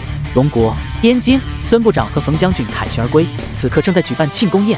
各位，现在的米国恐怕是焦头烂额。这次航空展上一鸣惊人，全都是靠大蓝教授。来，我们一起敬蓝教授一杯。不敢当，不敢当，这些都是大家辛勤付出的成果，大家都是英雄，每一位都付出了很多，敬我们自己，也敬我们伟大的祖国。大蓝教授，我敬您一杯，感谢您让我一雪前耻。就在刚刚庆功宴的厨房里，一个黑影在一道菜里面不知放了什么东西。哎呀，有我最爱吃的凉拌原味牛欢喜。大蓝老师啊，就知道你喜欢吃这个，快吃吧！你不下筷子，我们没人敢吃。吴老，那我可就不客气了呀。因为这道菜只有蓝冰爱吃，其他人都接受不了，所以没人跟他抢。也就半分钟，蓝冰就炫完了这盘原味水煮牛欢喜。好吃，真的太好吃了！这道菜还创新加了鲶鱼肉，妙哉啊！原味的牛肉加上这鲜美的大鲶鱼，简直绝了！真是鲜甜可口，还有一丝回甘。蓝冰，你说什么？还有鲶鱼肉？牛肉和鲶鱼是不可以一起吃的啊！我靠，你怎么全吃完了？我有点难受。怎么会这样？是谁放的鲶鱼？完了！快送去医院查！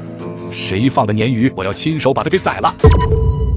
蓝冰吃了水煮原味牛欢喜后，直接昏迷不醒，已被送往医院。到底是谁害的蓝冰？怎么可以往牛欢喜里面加鲶鱼肉呢？爷爷，干什么？蓝冰都这样了，你快想想办法救救他，他可是……爷爷，其实我是看蓝冰他最近太忙太累了，正好我那天钓了一条鲶鱼，所以就……什么？你意思这鲶鱼肉是你放的？你是要害死他吗？我本以为能给他补身子，没想到就什么？赶紧的想办法！你跳个舞看看，能不能给他唤醒？爷什么爷？快跳！可控核聚变居然被我一个技校生给造了出来，也就是钢铁人的那个托克马克装置，不出意外的惊动了业内所有顶级大佬，这让抛弃我的前女友和他的经纪人都追悔莫及。跳那个爱我你就离开我，他前女友的歌我手机里有，我给你放，快点的！好耶！你们几个也跳，一起跳！哎，吴老，停，别跳了，都别跳了，我没事了。哟吼，大蓝教授，你醒了，你可把我们急坏了。蓝冰有系统药水的保护，身体已经完全恢复了。我没事了，大家放心，可能刚才吃的太急了。蓝冰，都怪我，以后再也不给你瞎吃东西了。你喜欢牛欢喜，我以后天天给你吃，鲶鱼再也不给你吃了。大蓝教授既然没事了，我想问天威这样的战机，咱们能不能多造几架？一架好像不大够用啊。是啊，一架战机的威慑力还是太有限了，若是能够装备个20-30架，公海领域咱们也来个横行无阻，让米利坚好好紧张一下子。天威1号的制造对材料要求比较高，遗憾的是这种元素在地球极为稀有，而咱们航天所的陨石样本已经被我全部用完了。你告诉我怎么能弄到这材料，我去给你搞。太空中的资源无穷无尽，只有突破蓝星去往外太空，人类才能发展得更好，相信这一天不会太远的。我相信只要有你大蓝教授在，这一天肯定会尽快到来的。不一会儿，武器装备部涂洪波部长从外面走了进来。蓝教授，我代表军部感谢你对军部建设的突出贡献。您客气，都是我应该做的。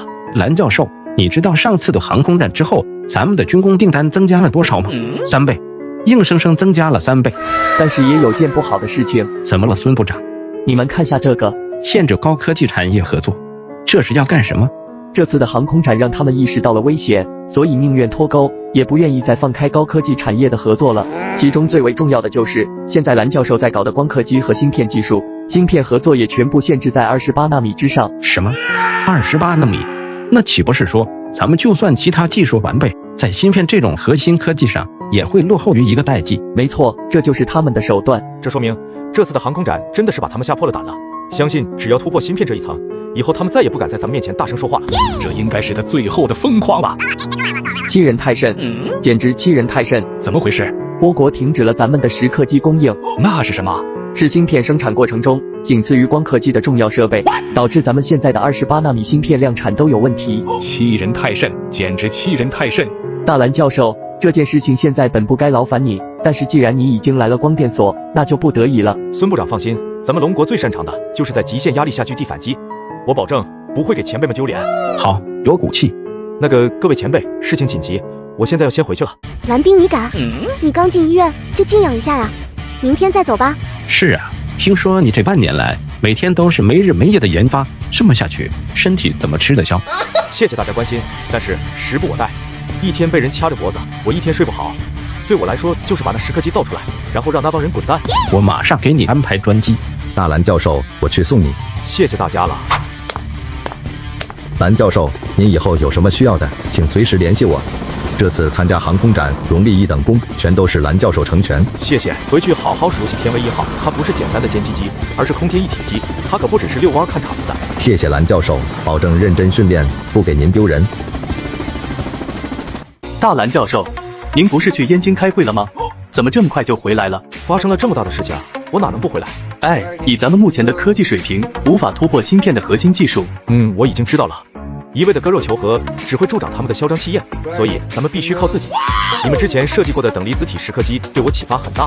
等离子体蚀刻，那个离子密度和能量一直无法很好的控制，我们试了无数次，无法找到一个平衡点，蚀刻效果很差。您之前尝试的惰性气体就很不错。惰性气体虽然离子数密集，但是能量不足以达到想要的刻蚀效果。那就加大能量，让离子速度再次加快啊！不可能，现在的电力设备提供不了这么大的电场，而且等离子体也没法再提高了。那可不一定哦。难道大蓝教授有办法了？您恐怕还不知道，我已经突破了核聚变动力的超能激光发射器，不知道能不能达到您说的这个要求。真的是核能激光炮吗？那没准真的可行。保证可行，我已经做了理论计算，您给长长眼，看看有没有什么错误的地方。这方案从理论上来看，没有一点问题，你帮了我们大忙了。严教授，您这样我可担不起，我不过是在您的基础上提出一些建议而已，主要还是您和您的团队的功劳。就算是现在给我高能激光炮和核聚变，我也想不到我曾经的那个方案。看来两位是有突破了。大蓝教授点石成金，一语惊醒梦中人，接下来就是技术攻关和突破了。我就知道大蓝教授一定会给咱们惊喜。所长，我请求让贤，辞去蚀刻机项目公关总负责人的职务，让位给蓝教授。另外，我本人请求担任蓝教授的副手。啊，是你倒是有个好算盘，你知道大蓝教授已经是咱们光电所副所长了吧？但恐怕你还不知道蓝教授此次的终极目标吧？什么终极目标？蓝教要彻底突破光刻机和芯片两大卡脖子技术，让龙国不再受制于人。什么？蓝教授要搞光刻机？怪不得直接从龙科院来到这。别人搞光刻机我不信，但大蓝教授说要搞光刻机，我们要相信。没错，早就受不了那些洋鬼子趾高气扬的样子了。这决议是不是从现在生效？蓝教授不，蓝总工，我们以后要跟着你好好学习，争取多在龙星期刊发文章。是的，我也要跟着蓝教授多学习，多在龙星发文章。各位都客气了，咱们共同学习，共同进步。倭国东电公司，龙芯那边还没有传来消息吗？暂时还没有，他们对咱们的条款似乎很愤怒。杀鸡给，就是要给他们点压迫感。全世界的科学家都在制裁咱们龙国科技的进出口。这些科学家大概有多少人？全都算上的话，大概有20多万人。这些人都叫什么名字？终于搞完了。之前严教授完成了大部分的工作，真是让我捡便宜了，嘿嘿嘿。先吃早餐吧。我把资料已经编辑完成，你再整理一下，打包储存起来吧。蓝冰真的是太棒了。大蓝教授，昨晚你说的那个设计，我越想越觉得可行。我大致捋了捋思路，您大概帮忙看下。严教授，咱们想到一块去了。哦，你也熬夜设计了方案。蓝教授，这个真的是你一夜设计出来的？就算是一个研究团队，加班加点的情况下，也需要1周才能完成啊，这简直太恐怖了。我就是年轻，精力充沛。您老若是年轻30岁，没准比我还狠。哈哈哈，哼，我有那么老吗？不过我年轻时候都是通宵蹦迪的。啊，这我给你蹦2下子。哎，严教授，那个咱先讨论方案吧。没有问题，我觉得没有任何问题。完美，太完美了，从来没有见到过设计的这么完美的设计方案。您要是觉得没有问题，那咱们就开始吧。好，开始。不好意思，刚才太兴奋了，勾起了年轻的回忆。没事，下次兴奋了可以跳给吴老看，他老人家不仅爱看也爱跳。哎呀，讨厌！对了，这个高能激光，还有这可控方舟反应堆，可能还需要你去搞。这个您放心，我已经和吴老还有袁院长说过了，中午他们就会把咱们需要的东西给全部送过来。那就什么都不缺了。蓝冰把资料发给了蚀刻机项目小组的各个成员。这新的设计方案竟然是根据咱们目前的实验室条件量身打造的。这样一来，咱们加班加点，3天之内绝对可以组装出新的蚀刻机。这不是组装，是升级。没错，是升级，是比原来更牛逼的蚀刻机。3天后，蓝教授已经完成了初步测试，目前蚀刻机的各项指标完全符合标准，而且效率更是提升了53%。不过具体如何，还需要做最后的验证。我已经联系了赵佳宁经理，安排今天下午对产品进行测试。以后28纳米的芯片生产就再也不用受制于人了。好，我等您好消息。下午3点钟，匹配度100%，成功了。严教授、赵经理，咱们成功了。本批产品完全符合要求，甚至比原来的东电集团的蚀刻机效率提高了45%，良品率提高了5个百分点。咱们的蚀刻机拥有绝对的优势。真的吗？是真的。您看，这个是东电集团的测试报告。咱们的蚀刻工艺相比于他们精度更高，坏点更少。突破了，彻底突破了！我要蹦一段。先别跳了，您看咱们要不要马上投产？马上把资料准备一下，我要带给大蓝教授。半个小时后，严星兴冲冲地来到了蓝冰的办公室中。怎么样？大获成功！这个是刻蚀机的晶圆测试报告，你看下。这测试结果倒是符合咱们原来的设计预期，无论是刻蚀效率还是刻蚀精度，都算是达到设计要求了。一次就成功，我还是平生第一次遇到。这下算是解了燃眉之急了。是啊，我看那个龟孙儿还怎么掐咱们的脖子。哈哈，是啊。哦，对了，蓝教授，您看现在这个刻蚀机是不是可以投入生产，进行批量的配置？当然可以，就用咱们原来的生产线就可以。好嘞，我马上去和赵经理去说。快去吧，只要别跟我这跳舞就行。您看咱们是不是可以用这刻蚀机抢一抢乌国东电公司的生意？这个恐怕不行，小型和聚变反应堆不方便出口的。哎，可惜了，不能直接去砸了他们的盘子，实在是遗憾。没事，他们以后的日子也不会好过的。怎么说？我在咱们的28纳米的光刻机基础上做了一些改进，咱们可以瞬间把产量提高40%。外国的28纳米光刻机已经没有用武之地了，倭国这个东电公司，咱们就等着看他死活吧。好，那咱们就偷偷搞一把大的。我这次倒要看看，他们这些人到时候将会是一个什么嘴脸。同一时间，倭国东电公司董事长办公室。龙国那边有消息了吗？还没有，负责接洽的人一直说要找上面汇报情况之后才可以做最终定夺。汇报？讨论？哼，有什么好汇报好讨论的？他们根本无路可走，不可能还有其他选择。看来给他们的压力还是不够大。现在你马上通知他们，芯片再次上调5%的价格。若是3天之后再不回复，我们将拒绝与龙芯半导体合作。什么？那咱们岂不是要丢掉很大的市场份额？丢失份额？哼，不会的。龙国在芯片领域很依赖咱们的。龙国商务部。随着外国媒体煽风点火，龙国已经无力生产芯片，现在很多厂商直接中断业务了。哎，压力真的有些大了。现在产能如何？到底能不能够满足国内的订单需求？何部长，我正准备给您汇报这件事情。随后给何部长把最近的进展全部汇报了一番。什么？你们已经完全突破了蚀刻机，大喜事儿啊！可以顺利完成交付吗？保证没有问题。随着光刻机全面运转，刻蚀机全部供应，我们现在的总体产能和效率都是原来的2倍以上。好，只要能够赶上来，那些人的围猎计划就彻底落空了。围猎计划是什么？难道你没有看出来吗？以米国为首的科学家团队正在封锁咱们龙国，让我们在半导体行业都要苟延残喘。狼子野心，真是狼子野心。只是可惜他们打错了算盘，遑论咱们自己独自开发出了蚀刻机。我看你们隐而不发，是想给他们一个惊喜吗？什么都瞒不过您，嘿嘿嘿。第3天，倭国东电集团董事长办公室。怎么样？龙国那边到底有没有回应？还是没有回复，他们说还在等上面的领导讨论。什么？都讨论3天了。按照之前的预估，今天是最后一天，最后的机会了。若是他们错过了，根本不可能完成订单的交付。到时候，光是违约金都不是他们能够承受得了的。他们难道真的要鱼死网破？我一个技校生研究出可控核聚变技术，西方列强别再想用科技手段卡我们脖子了。美国 NASA 总部土匪暴徒800亿美元，龙国怎么不去抢？主任，他们说空间站若是不回收，有坠落在咱们本土的危险。混蛋！我们都生活在蓝星上，这笔钱凭什么要被我们承担？他们说什么？快说！他们说，如果发现空间站有坠落的嫌疑，直接可以派出天威1号，把那个空间站利用螺旋升空、同步飞行的方式，利用惯性甩出去。混蛋！他们甩哪去？我们在同一个纬度，肯定是甩到我们这里来。危险！这绝对是赤果果的危险。我们怎么办？要不要回绝？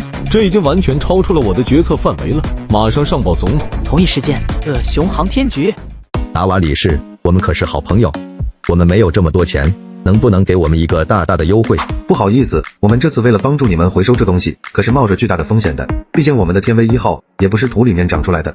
达瓦理事，您看我们使用石油支付怎么样？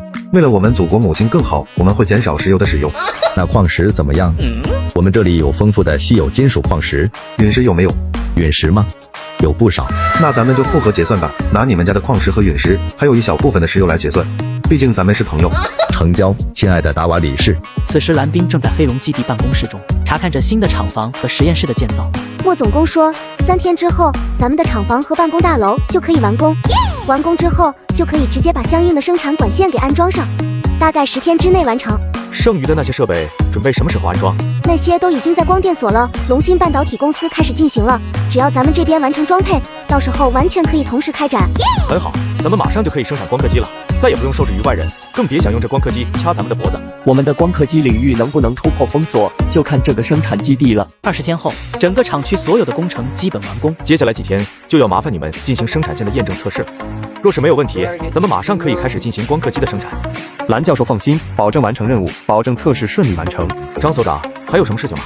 蓝教授，咱们产能怎么样？产能？如果火力全开的话，差不多30台吧。30台？这么多？瑞士的阿斯米公司这么成熟的工艺，也不过是每年30多台的产能而已。1年30台？什么时候告诉你1年30台了？我说的是1个月30台，1天1台。30台？每月？那岂不是以后咱们可以抢占阿斯米的市场？不是抢占市场，而是彻底霸占市场。以后在光刻机领域，除了咱们生产的光刻机，不能有第2家公司，因为他们不可能再有订单了。好，我会好好盯着项目的。而与此同时，米国白房子 NASA 的主任迪伦对着总统奥克兰汇报了关于空间站回收的计划。龙国，又是龙国，为什么总是龙国？总统先生，现在龙国在航空航天领域已经全面赶了上来，我们最好的选择就是和他们合作，共同开发太空。难道我们的盟友还不够多吗？法兰西、德意志、英吉利都是我们的盟友，难道我们一起合作还搞不定空间站回收的问题？总统先生，虽然我们不愿意承认，但是事实就是龙国的航空航天技术已经彻底赶超他们，现在和我们不相上下。我前几天已经当着全世界的面前对他们的高科技芯片、光刻机产业进行封锁，你现在让我找他们合作，这不是我自己打我自己的脸吗？他们这次要价800亿美元，这是明显的讹诈啊！这个都是纳税人的钱，这让选民们怎么想？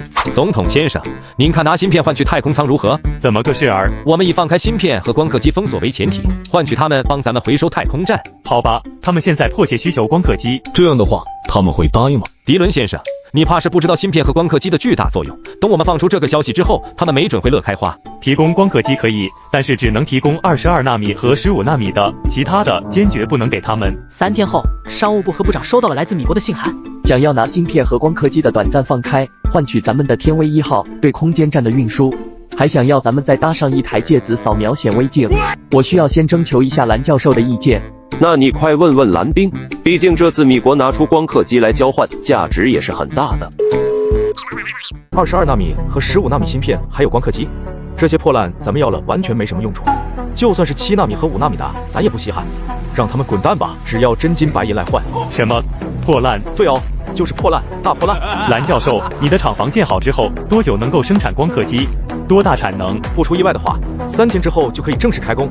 这个月还有20天，预计先产出来20台吧。20台？20台什么？ 20台光刻机，1纳米的。20台光刻机？这个月1纳米的，你确定没有搞错？孙部长，这种事儿哪能搞错呀？您说，咱们还有必要再要他们的那些破烂吗？你说的都是真的。当然，这光刻机可是经过多次改进升级之后的，不但产量高、效率高，而且良品率高。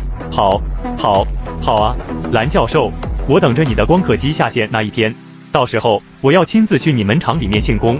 我也要去，我要给您蓝教授亲自倒一杯，用我珍藏20年的台子。那你们现在可以安排行程了。挂断了电话，孙部长和何部长相视一眼，脸上满是兴奋。现在就给他们回信，你给他们说，老子不要你这些破烂，老子不要你这些垃圾，不但不要光刻机，更不要芯片。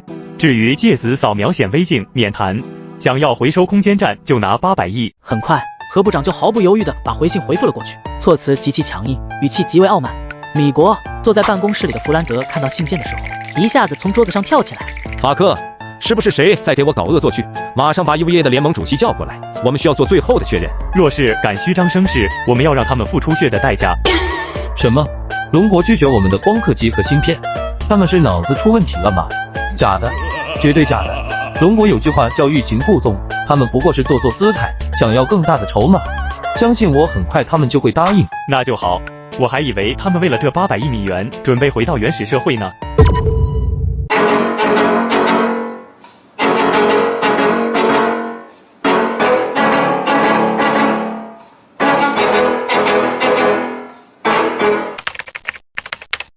天威1号完成护送任务，可以返航。天威收到，天威收到。正在众人激动万分的时候，却发现天威1号战机并未离开。准备发射的卫星终于被送了过来。怎么是伊克特的卫星？没错，他们原来的卫星在战争中报废了，这可是一笔大生意哦。发射1颗卫星，咱们收费1个亿，利润一下子就上来了。蓝冰先生，想不到我们又见面了，非常荣幸再次见到您。蓝冰有印象，上次的电磁脉冲炮就是这人给运送回去的。你好啊，我和父王已经沟通过了，父王说请您放开手脚去做，若是真的是失败了，大不了我们再做一个。冤大头，你们放心，我做了技术检验和理论论证的，不会有问题。我们相信蓝教授的实力，这个是火箭吗？蓝教授，常规的发射卫星的不都是3级火箭吗？按照常规，在达到60千米的位置，速度达到2.5公里每秒，1级火箭和推进器燃料耗尽，接着是2级火箭，再次助力，进行2次点火加速，让速度再次加快，速度达到3.5公里每秒，最后达到100多公里高空的时候，冲出大气层，2级火箭脱落，3级火箭再次点火，达到地球逃逸速度7.9公里每秒。那现在只有1个舱头和2级火箭，最重要的第1级火箭呢？这玩意能够到达外太空？王子殿下，我觉得这个发射器有大问题，根本不可能把咱们的卫星送上天。闭嘴！我相信蓝教授。可是这已经明显违反常规了，就算是米国的 NASA 太空总署，也没有听说有这样的发射器。你要再敢非议蓝教授的方案，别怪我对你不客气。此刻别说是阿布吉，就是胡月明院长也有些心虚了，这玩意实在是太超前了。楚队长，你怎么样？有没有信心？保证没有问题。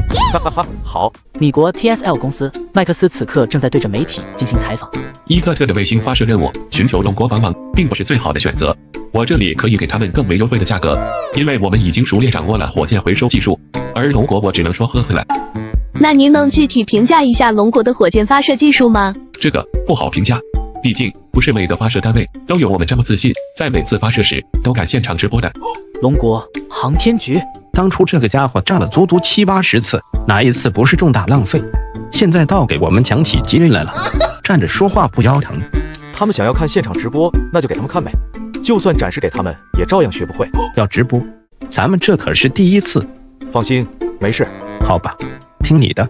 很快，航天局的直播申请被批了下来。终于在众人的期待中，所有人看到了火箭的最终面目。所有人都不会忘记天威1号把米国的最新战机 F-73俘虏，然后当着全世界的面摔在地面上的场景。发射准备已完成，准备5、4、3、2、1，启动。这可需要不小的加速度，楚队长，他能承受得住吗？没有问题，采取螺旋上升的方式进行升空，加速度始终控制在2个 G 以内，同时速度也会逐渐提升。可是这样的话，咱们的飞机能够承受这么长的飞行吗？您忘记了，这个可控核聚变能量的持久力毋庸置疑，爆发力同样不用怀疑。8马赫、9马赫了，目前高度距离地面5万米。2级火箭点火成功，天威1号完成护送任务，可以返航。天威收到，天威收到。正在众人激动万分的时候，却发现天威1号战机并未离开。麦克斯在这一刻彻底愣住了，他炸掉了几十架火箭，烧了多少投资人的钱才完成的技术积累。卫星已进入预定轨道，进行姿态调整。本次发射圆满成功。蓝教授，谢谢你。哈哈，不用谢，毕竟你给了那么多钱呢。仅仅1个月的时间，蓝兵将火箭回收技术彻底领先全球。蓝教授，我父王让我代他感谢您，感谢您对伊科特人民做出的一切，举手之劳而已。同一时间 ，NASA 太空署的主任迪伦彻底惊呆了。我们是不是也有这样的机型？我们能不能也尝试一下？抱歉，主任，我们没有这么先进的机型。那就合作，快给龙国太空局发函，我们想要以这种方式和他们进行深度的太空合作。10分钟之后，助手再次回来。他们怎么说？给咱们回了一个字：滚。啊！随着龙国可以省去1级火箭发射器，省掉助推器，并且能够回收火箭2级星和整流罩的消息放出去之后，整个世界都掀起了轩然大波。蓝教授，你真是给了我们一个大惊喜啊！我们的航天事业有了这可回收火箭技术的加持，能够更快速地往前跑了。毕竟伊科特给了那么钱，哈哈哈。最重要的是国家影响力、国际话语权，还有国民自信心都大大增强了。我会再研发其他类别的科技，让咱们国家更加强大的。恐怕你还不知道吧？我已经接到了求助电话，你猜是干什么的？你们高层的事情，我去哪打听？你应该知道，空间站由13个国家组成，现在已经运行了20年，今年恐怕要报废了。现在有2种解决办法，一种是把这空间站当作太空垃圾，第2种方法就是强行回收，分批次坠落，但是风险依然比较大。当年咱们龙国低声下气的去求人，想要参与到这个项目中，结果被百般阻挠和嫌弃，真是30年河东，30年河西，轮到他们来求咱们了，解气。上面的事你们来决策吧，但是要加钱，在收费的时候可不能手软了，不然就亏了。整到最后，你小子竟然是加钱！哈哈哈哈哈！咱们从来都是价格公道，童叟无欺，嘿嘿嘿。第2天，胡月明把自己的价格方案报了上去。300亿，我的天！一次回收就这么多钱，这么大的收益吗？这可比外贸生意还要赚钱。老胡，咱们的这个价格是不是有点太……没错，我也觉得有点不妥。万一人家不接受？3位，咱们的技术是全球唯一的独一份，所以咱们这个300亿龙币的价格真心不高。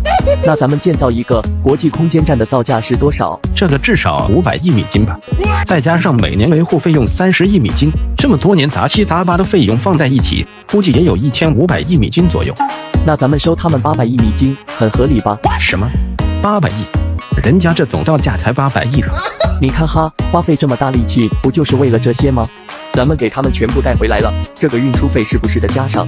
另外还有这些空间站，如果咱们不回收，可能直接坠地，到时候不亚于投了一个小型核弹的风险。咱们这是拯救地球。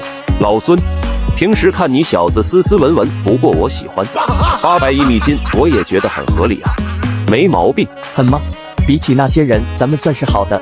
这次不把他们宰疼了，我就对不起那些为了咱们的航天事业呕心沥血的前辈，就对不起蓝兵没日没夜研发出来的这个科学技术，更对不起对咱们航天事业寄予厚望的亿万国人。身为科创部的负责人，因为科技的落后，这几年受了多少窝囊气。TSL 星际公司科技狂人麦克斯坐在那里端着红酒。我麦克斯终将创造历史。但是麦克斯提出的合作方式有些狮子大张口，那可以让这个什么疯狂麦克斯滚蛋了。可控核聚变居然被我一个技校生给造了出来，也就是钢铁人的那个托克马克装置，不出意外的惊动了业内所有顶级大佬，这让抛弃我的前女友和他的经纪人都追悔莫及。龙国新闻再次传来重磅消息，龙国发明出全球第1台介子扫描显微镜，并扫描出人类历史上微观世界精度最高的一张图片，可以达到皮米级别，整个科学界为之震动。龙国光电所的电话也被打爆了，作为发明人之一的司徒静更是电话响个不停。对不起，现在受制于产能，我们生产的介子扫描显微镜只能满足我们自己的需求，暂时没有出口的打算。在龙国的要求没有被满足之前，绝对不会往外面卖一台，哪怕他们给出天价。这个是司徒静和蓝兵在沟通后共同定下的规则。终于完成了最终的设计了，这就完成了。现在只是完成方案设计，想要真正做出光刻机，还需要多部门协同，短期内不可能造出来。那你这个是什么制成的光刻机？1纳米大。想要真正的执行制作方案，我需要去一趟燕京。行，我马上给你安排。蓝教授的脑袋是怎么长的？怎么会有如此奇思妙想的想法？我的这个也是，他怎么能够想到用这种方法进行空气净化？这种情况下，恐怕每一个气体分子都跑不了。所有的组员都兴奋不已，他们原来是研究28纳米制成的光刻机，结果蓝兵直接给他们来个1纳米的，直接跳跃了3代，简直惊为天人。在燕京办公室，孙部长早早的已经等在那里了。大蓝教授，你这个大忙人，1个月都没有见到你了，我都想死你了。实在是没有时间过来，我也是天天想您啊。哇哦，真的吗？这次过来是不是有什么好消息给我？确实有个好消息，关于光刻机，我已经完成了方案设计。什么？这就完成了？现在光刻机就是各国的香饽饽，也是各国急缺的重要战略品。是什么制成的？14纳米还是7纳米？都不是哦，是1纳米的。你说什么？1纳米？咱们现在不是28纳米的吗？你怎么可能呢？我跳级了呗。说吧，要人还是要钱？人也要，钱也要，而且还想要快递。要地做什么？没错，现在的光电所和龙芯半导体不具备光刻机的生产条件。没问题，别人要地我不敢说，但是只要你蓝教授要地，必然是有求必应。看上哪一块了？只要你不把魔都3座大厦给拆了，其他的都好说。没这么夸张的，您知道的，无论是光刻机生产还是芯片生产，都对电量有巨大的需求和要求。我看魔都南湾区那里挺合适的。那可是国资仓库啊，这地方不错，方圆10公里之内都没有密集的人口，而且距离黑龙基地只有10公里。而且黑龙基地的可控核聚变发电站一旦建成，到时候无论这个光刻机有多大的产能，都不会对魔都的居民用电有过多的影响。哈哈哈，好啊，既然你都已经全部想到了，我就不用再召集专家给你论证了。1号特别指示，你的事情特事特办。那就谢谢了，时间也不早了，我该回去了。来了就想走，在这吃饭吧。正好我还有个事情想要请教一下你。您请说。是这样，米国有个科技狂人麦克斯，你知道吗？不怎么认识。就是那个 TSL 公司往天上发射卫星的那个，据说他们公司实现了可回收火箭发射，想要和咱们的航空航天研究所合作，以后他们的卫星由咱们发射，他们技术入股，帮咱们实现火箭的可回收。他们的可回收火箭可是没少爆炸，代价不小，主要是没这么多钱供他们霍霍呀。也是，吴院长那边怎么说？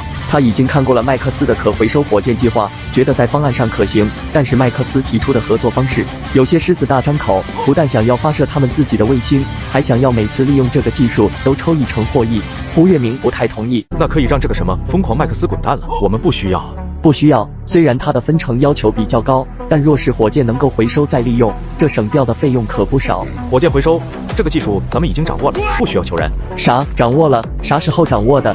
我怎么不知道？大蓝教授，这可是大事儿，咱可不兴开玩笑。孙部长，我真没开玩笑，这个技术咱们现在已经有了，根本不需要求助于人。你说咱们已经掌握了，半个月之后就需要再次发射火箭，你到时候是不是可以直接利用这个技术？这个，你要是能在半个月后的发射回收上有所作为，我保证3天内给你准备好你想要的一切。好，那您就瞧好吧。哈哈哈，好，我等着你的好消息。吃过饭后，蓝斌直接去了航天航空研究院。什么？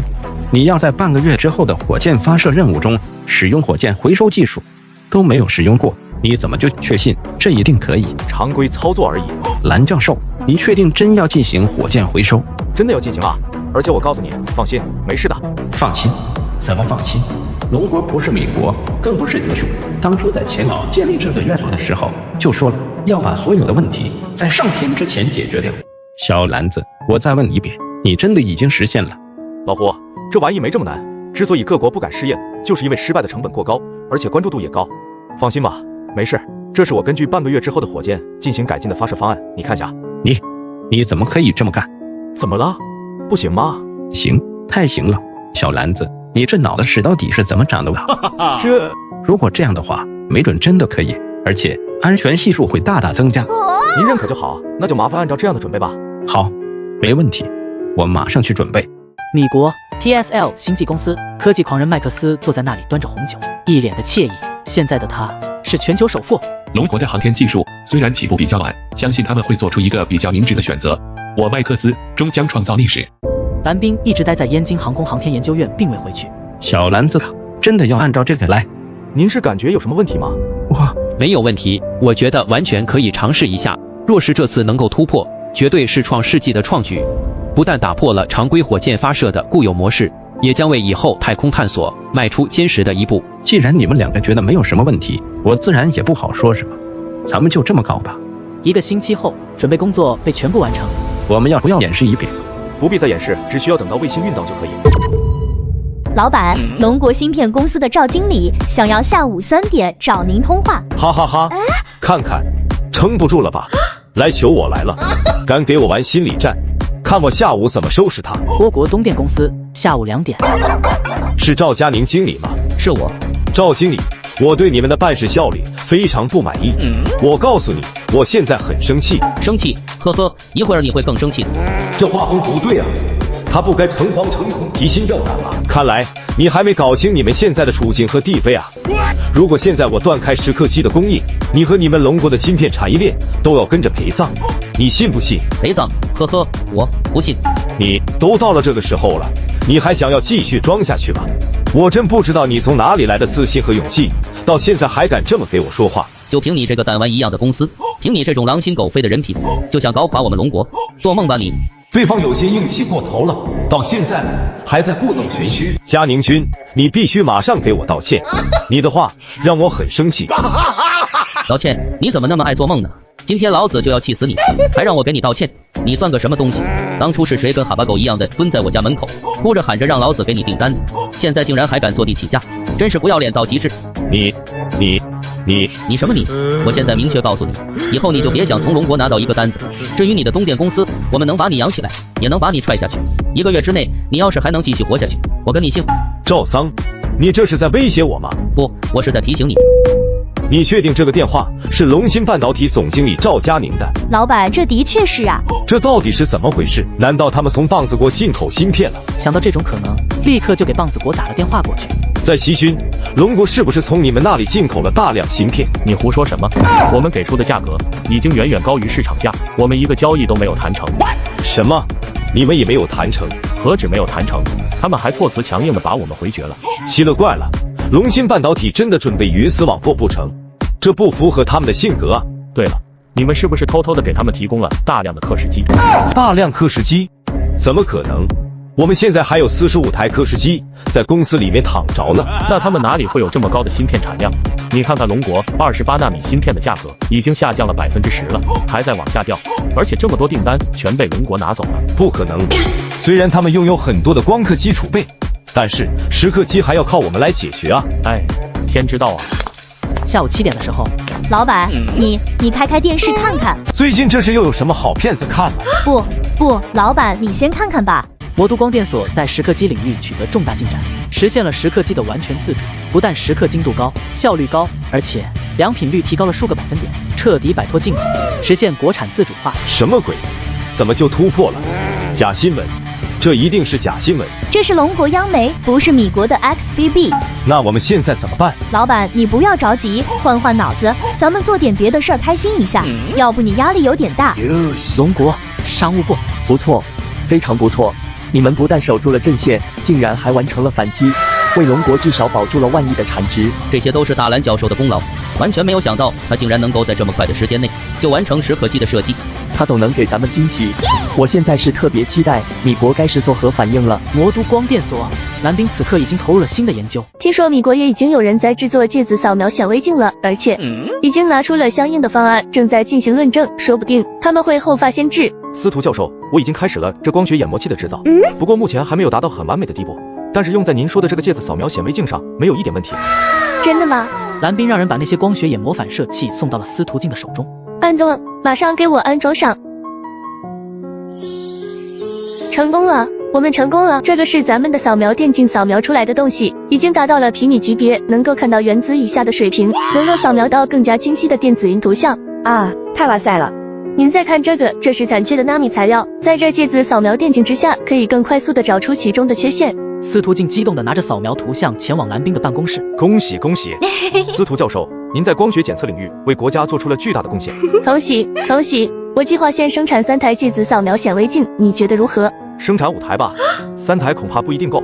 5台，咱们现在的经费不够了。司徒教授放心，这芥子扫描显微镜我也是要用1台的，所以用我这边的经费吧。至于知识产权是您全程研发的，自然都是您的。大文教授，您误会了，关于知识产权我就写了您的名字，知识产权必须有您一份。不必不必。不行，虽然我知道您看不上，但是偷人东西的事情我做不出来，也不希望别人来戳我脊梁骨。那我就却之不恭了。太好了。与此同时，整个EVA联盟都收到了龙国已经突破刻蚀机的消息。这样下去，我们迟早完蛋，绝对不能再让他们有丝毫的进步。高端芯片绝对不能再流入他们的市场。28纳米芯片市场被他们占据了80%。棒子国、倭国都是干什么吃的？如此的围堵，还让他们反杀了。按照摩尔定律，每18个月就会有一次大的代际变革。光刻机是全球顶尖科技，莫说是龙国，就算是咱们也不可能独立制造出来，完全不用担心。还是不能掉以轻心。对了，那个龙国的教授现在是什么情况？还不清楚，听说前段时间去了光电所。光电所最近突破的这个蚀刻机和他有没有关系？这个还不清楚。盯紧一点，这个人是一个变数。哦，对了，你们之前不是说要把他请到咱们这里来演讲吗？愿不愿意过来？已经试过了，他对咱们好像敌意很大。不应该啊，我们这里有全世界最好的科研设备，还有全世界最优秀的科学家，不应该不喜欢啊。你静静，快给我过来！怎么了，蓝冰？我刚成功研制了一种药剂，可以增强身体素质300%的试剂。这么好的东西，当然是先给最亲近的人用了。这好吧，我什么都听你的，就知道好东西你最先想着我。那是当然的了。来，把胳膊给我。妈呀！我靠！你不要过来啊！我怎么了？我到底怎么了？你怎么了，蓝冰？还好是个梦，我累得乖乖啊！没事，可能最近太累了，做了个梦。你吓死我了，还以为你怎么了呢。我被你吓死了，是真的。蓝教授，您终于回来了，有个天大的好消息啊！什么好消息？这么开心？爆单了，咱们爆单了，光刻机，咱们的1纳米光刻机爆单了。谁下的单啊？几天前，咱们不是空手卖给 H 国一台光刻机，他们回去之后立马上了产品线，效率惊人。这次他们不但把上次欠下的1个亿给还上，而且还带了30亿的定金过来，他们想要订购100台，哈哈哈，算他们识货。他们还想要签订买断协议，想要做咱们的代理人。呵呵，这个就是白日做梦了，只能卖给他们。哈哈哈，我也是这么当面回复他的，老子从来没这么舒服过，太爽了。你爽了就行，哈哈。好了，我不给你聊了。倭国那边来人了，好像也想买咱们的光刻机，看我把他给兑回去。好，使劲兑，咱们没日没夜，就是为了不看他们脸色，不再低声下气。这个时候，张振兴所长也从外面走了进来。蓝教授，咱们的芯片已经开始生产了，您看咱们什么时候对外公布？多久能够满足国内的需求？大概3周时间。那就闷头生产3周，在这段时间先卖点光刻机回本，等3周以后，咱们再给他们一个大大的惊喜。这是给他们的惊吓吧？哈哈。恭喜宿主完成光刻机和芯片制造，获得1000科技点奖励。奖励星际飞船碎片5/10，奖励智能系统2.0制造工艺和民用科技百科，奖励神经元刺激因子1份，奖励细胞强化生长因子1份。这次系统给的奖励还挺多的，嘿嘿。这次怎么没有任务？为了保证宿主的身体健康，系统任务暂缓发放。若宿主激发潜在任务，同样会获得相应奖励。行吧。鉴于宿主经常使用未来图书馆，现赠予宿主100小时未来图书馆使用时限。这个不错，算你有点良心。蓝冰直接把神经元刺激因子服用了下去，折腾了整整3-4个小时，才算彻底结束，身体改造完毕。除了饥饿和口渴之外，其他的没有什么变化。正好没什么要紧事儿，叫上洛天辰和武静静吃顿大餐吧。怎么了？我的脸没洗干净？没，只是感觉你好像又变了。变了？怎么变了？变帅了。确实变帅了。洛将军，这不符合您性格呀。蓝教授，我说的是实话，你现在确实很帅。洛天辰不会是那个吧？走吧走吧，去开车，咱吃饭去。快看，那个帅哥好帅啊！这长相太治愈了，满足我这个颜控的一切要求。我要是年轻20岁，保证现在就去倒追。何必要年轻20岁？现在也不迟啊！我刚刚看到他可是从龙气上下来的，没准人家不想奋斗了呢。听到周围那些议论，蓝冰却有些不自在。系统，你给我出来！你对我的相貌做了什么？宿主不要多虑，细胞刺激因子改造之后，会将身体趋向于完美改变，按照黄金分割比例进行微调，以接近完美生命。请宿主不要大惊小怪。行了，你闭嘴。小帅哥，你好，我是服装设计师露娜，这个是我的名片。我看你身材特别好，想让你当我的模特，不知道你有没有兴趣？对不起，没兴趣。没关系，现在没兴趣，没准回去兴趣就来了。名片收好。来，赶快点菜，吃完走人。味道不错。你要是喜欢，以后咱们多来几次。不了，不敢再来了。正在3人吃饭的时候，整个餐厅突然再次热闹了。天呐，这个是大明星杜威。My God，我竟然见到了我的偶像，太幸运了！今天竟然见到2位帅哥。别说，刚才那个男的竟然真的很帅。阿威，旁边这个男的颜值上已经威胁到了你了，必须得把他赶走。我一来就看他不顺眼，让他走。你好，我是杜威的经纪人余生，有什么事儿吗？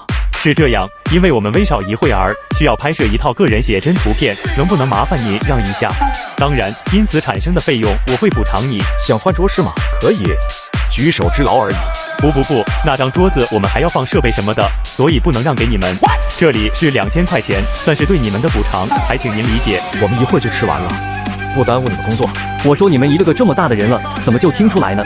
这地方我想用，明白吗？走，赶快走啊！还愣着干什么？想蹭我热点吗？赶快走！我可以给你们一个亲笔签名，这补偿够大了吧？我们不想换，请你滚！啥？想必你知道我是谁吧？别不识好歹好吗？你先道个歉。我倒你妈了个！道歉？你还敢打我？我让你啊！你敢这么对待威少，不怕粉丝们一人一口唾沫淹死你吗？你这是在威胁我吗？是又如何？兵王，绝对是兵王！刚刚那凌厉的一脚，很明显的军中格斗术。我的天，我咋感觉这么牛逼的人是保镖呢？这个吃饭的帅哥是什么身份？太牛逼了！洛天辰淡然而立，如标枪一般站在那里护法。蓝冰则继续吃饭。好不容易吃一顿，可不能浪费。走吧。米国白房子，亲爱的，你怎么了？这么慌张？总统先生，不好了！龙国刚刚宣布造出了1纳米多制成点工艺的光刻机，现在已经量产20台。你说什么？你再说一遍。龙国已经造出了光刻机，龙国央媒已经报道了。龙国突破了光刻机技术，还是1纳米的？你确定他们突破了？不是假新闻，不是谣传。总统先生，龙国央媒从来没有过假新闻啊！真的是法克啊！并且龙国1年产能在350台左右，是阿斯米的10倍。行了，闭嘴吧 ，boss。你给我解释一下，龙国是怎么造出来的？而且还是1纳米的。现在请你告诉我，到底谁在卡着谁的脖子？这什么这？赶快给我去查，到底怎么个事儿？3个小时内我要准确的报告。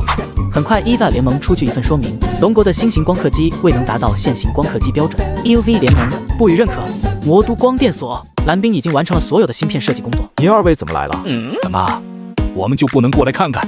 能，当然能，求之不得，热烈欢迎。你看看，这小子不会忘了你还是魔都龙科院的吧？不会，怎么会呢？切，我信你。你工作起来连自己都不认识，还会记得龙科所？哈哈哈哈！你别听老五头瞎说，只要是为龙国科研做贡献，无论是在龙科院还是在光电所，都一样。我们这次过来是来告诉你，黑龙基地已经全线竣工，3天后准备进行剪彩仪式，请你来参加剪彩的。吴老、钱老，不是我故意摆架子，您知道我不喜欢参与这些项目，而且我手上还有这么多工作要做，实在是走不开。走不开也得走，这黑龙基地是你一手指导着建立起来的，这个总指挥的头衔都应该是你的。这好吧，我一定赶过去。好，对了，别忘了买一身得体的衣服，到时候会有各大报社的记者，这些照片也会作为历史资料，永久的留存在黑龙基地的档案馆中。你要是照相照得丑，没准以后几10年都要被人笑话。2位，这算是威胁吗？就威胁你，能咋地？吴老，这是耍无赖。除了耍无赖，我还有别的招吗？连养了20几年的孙女儿都叛变了。3天后，蓝冰，快点吧，再不走就来不及了。不是9点开始吗？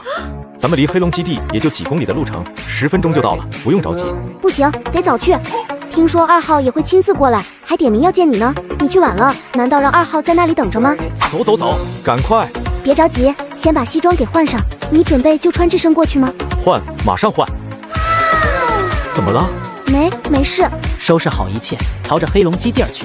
蓝冰，你是蓝冰吗？居然是蓝冰的老同学林如雪。蓝冰，真的是你？我还以为自己看错了呢。如雪，你怎么在这里？今天这里不是要举行大型典礼吗？我家是搞园艺的，这次过来做园艺摆设。那你们家估计能挣不少钱了。他是？哦，我同事。哦，我就说嘛，刚刚失恋，怎么这么快就又找到了？我当初就不看好你和米歇尔，劝你不听，怎么样？应验了吧？不过你也不用担心，没准有更好的在等着你。啊！听说你进了龙科院了，你的那些技校同学传得神神秘秘的，也说不清你具体在干啥。啥都干，做的比较杂。慢慢做，毕竟刚进去，等以后做好了就出息了，那可都是大科学家，再不行也比分配到厂子里面打工有出息。好像有点道理。我先去忙了，等忙完了咱们再聊。这个是我的电话，别忘了联系啊。好。雪峰园艺，副总经理，挺漂亮的嘛。她可是我们那会的校花呢。你和她关系很好啊？挺好的，我们俩是同桌。哼，同桌？听他的意思，好像对你挺了解的。我来魔都上技校，他也来魔都打工了，我带着他到学校玩过。不过大二的时候，他换了工作，比较忙，就联系的少了。你和那个米歇尔谈恋爱，应该是大二吧？这个好像是吧？怎么了？没事儿，走吧，典礼快开始了。蓝冰一眼就看到了自己的座位，再看旁边的位置是吴老、钱老等，心中放松了不少。蓝教授，这是蓝教授。蓝教授来了，快来看呐，蓝教授来了。蓝教授，您好，您好，我是东北力学研究院的何健，我拜读了您的大统一场理论，太佩服您了。蓝教授，我是龙国电网的张林，我上次听过您的网络解答。蓝冰还没有坐下，那些人一下子就围了上来，脸上带着热情和激动。各位老师过奖了，至于投稿和建议，我们巴不得你给我们拒稿的时候多写一点呢。远处，林如雪看到蓝冰走到典礼台前，更加疑惑了。难道他也是来参加典礼的？他这么年轻，应该没有资格。不过也不错了，比我们学校的绝大多数同学都强。技校生能走到这一步，他一定付出了很多努力。蓝冰正在和那些专家们交流，被里面的人给请了进去。蓝教授，请您到里面完成身份识别。蓝冰，蓝教授，久仰大名，今日才得见，果然是一表人才，英雄出少年啊！您过奖了。不，一点不为过。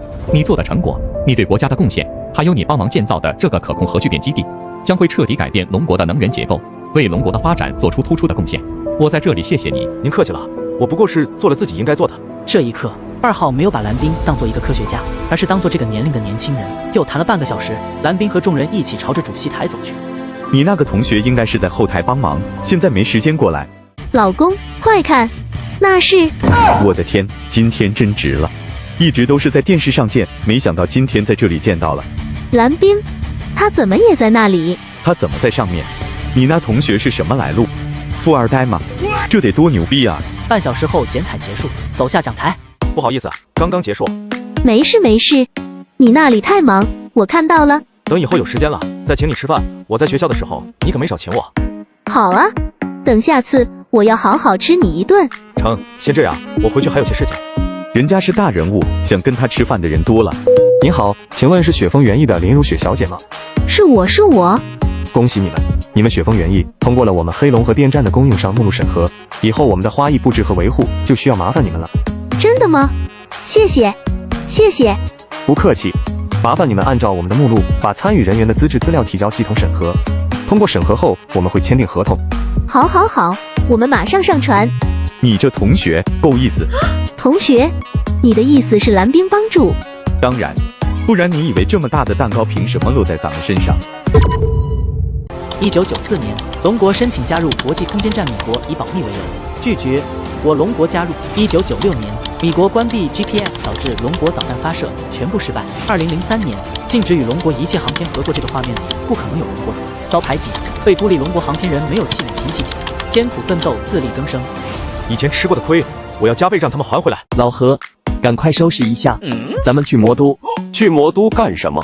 难道蓝教授成功了？成功了，20台，整整20台啊！好，我这就过去。李秘书，给我把那瓶藏了20年的台子拿出来。部长，你要喝这个酒？这可是部长的宝贝疙瘩呀！喝，必须喝，不但要喝，还要拿给蓝教授喝。我要亲自给他倒上。魔都成功了，这就是咱们的光刻机。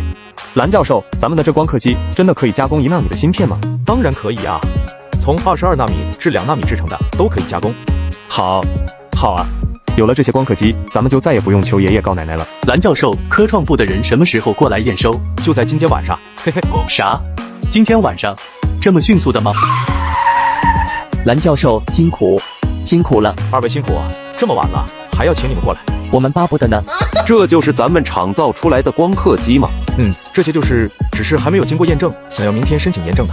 不用申请了，我已经特批了，另外技术人员也都带来了。这效率，那我就谢谢孙部长了。不，应该是我们谢谢你。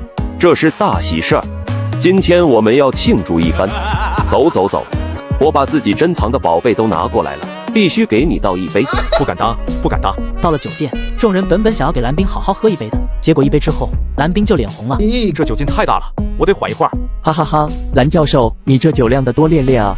蓝教授最近是不是又超负荷工作了？蓝教授每天工作时间都在16个小时以上，除了吃饭上厕所，连睡觉的时间都是挤出来的。听到张振兴的话，在场的所有人全都肃然起敬。送他回去吧，让他好好休息。就算是铁打的，现在也受不了了。第二天，蓝冰一直睡到很晚才起床。昨天的闹钟怎么没响？一下子睡了这么久，罪过罪过！你们怎么也不叫我一声啊？是我们不让叫的。何部长、孙部长，你们怎么在这里？不好意思，昨天喝多了。验证测试做得怎么样了？20台全部合格，按照当前的标准是绝对的优良标准，完全通过验收。这些光刻机全部运往不远处的龙芯半导体基地，过2天就可以进行第一批芯片的生产。这我就放心了，我还担心会出什么问题。所以短期内你可以稍微放松一下了。谢谢关心，不过现在还不是放松的时候，芯片的设计还没有完成，根本没有办法做成真正的1纳米，所以要对这芯片进行再次升级。芯片设计，你真的要继续攻克1纳米芯片？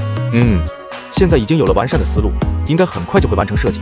二人听到蓝冰的话，再次沉默了。多余的话我们也不多说了，只能祝你成功。你这有什么需要我们做的，一定要告诉我们，让我们也做点事儿。那事情可不少，20台光刻机，咱们自己留下10台，其他10台全部卖出去，先占领一波市场。卖出去，性能和质量方面绝对过关，产能效率也比阿斯米的高出50%。好，有你这话我就放心了。我们尽快把这些卖出去。蓝教授，咱们现在造1纳米芯片是不是有些激进了？硅芯片若是做到2纳米以下，就会直接漏电，电子将会直接穿过山脊，无法再实现开关的功能。这确实是一个技术难题，不过并不会成为硅基芯片的极限。关于1纳米面临的山脊击穿问题，咱们可以改变山脊结构，由原来的立体或者鱼鳍形结构变成球体或者半球体，这样可以有效阻挡电子的通过。这样的话，岂不是会增大很多的能耗？这个问题提在了点上，不过我们已经把这个问题给解决了。这个是我们刚刚做的试验，利用球形山脊取代现在的鱼鳍式山脊，并且利用多点加压，可以实现1纳米制程，晶体管数量可以达到1000亿个，运算速度可以相比于5纳米的可以提高60%以上，功耗上面却节省了30%。2维单晶石墨烯材料140平米。没错，2维的单晶石墨烯材料和硅元素属于同族元素，因为它的导电性正好可以减少电阻，弥补硅的发热问题，同时可以提高运行速度。可是这样一来，紫外光的强度又成倍数增加，这样原本激光光源能够达到要求吗？不愧是研究芯片的，提的问题都一针见血。为了能够实现高强度的光刻，我们使用波长更短、更加锋利的终极紫外光。什么？终极紫外光？没错，我们用的终极紫外光就是紫外光的极限10纳米终极紫外光。不可能，绝对不可能！光一个耗电量你就满足不了，都已经突破了。你没发现咱们的这个芯片工厂建在了黑龙基地旁边吗？我的可控核聚变技术可不是吃素的哦。这些技术您真的全都突破了？不然呢？好，我保证在1个星期，不，3天内把成果交给您。好，辛苦了。时间飞逝，转眼之间又是2周过去。应该差不多了，大家这段时间辛苦了，先好好放松一下。我去找蓝教授审核，有消息我再告诉大家。蓝教授，同事们都做好了，您给看看这些工作成果。不错，不错，这次比之前做的好多了。看来这2周大家都提升了不少。都是您带的好。这个压缩包里面是我对同事们芯片工作调整后的方案设计，可以发给大家比对一下，看看有什么区别，大家可以再讨论一下。这些你都做了？在大伙的基础上又稍微改了一点。好，米国白房子，总统奥克兰办公室。龙国那边有回信吗？他们是否愿意用咱们放开光刻机和芯片的管制，来换取咱们的空间站顺利返航？没有任何信息。没有信息？不应该啊！他们对芯片的巨大需求已经严重影响了经济发展，难道他们真的不在乎吗？不，他们这次和以往完全不一样，一点回信都没有。我突然有一种不好的预感。什么预感？他们或许已经在光刻机上有了巨大的突破。不可能，现在真没办法解释他们不接受咱们条件的理由。蓝冰在给自己注射完神经元刺激因子之后，不仅大脑又上了一个层级，连人都变得更帅了。本来心情大好，带着武静静出来吃饭，却因长得太帅，被明星杜威怀恨在心。拦住他，别让这暴徒跑了！你们不能走。你带着这些人还手持武器，是在威胁我们吗？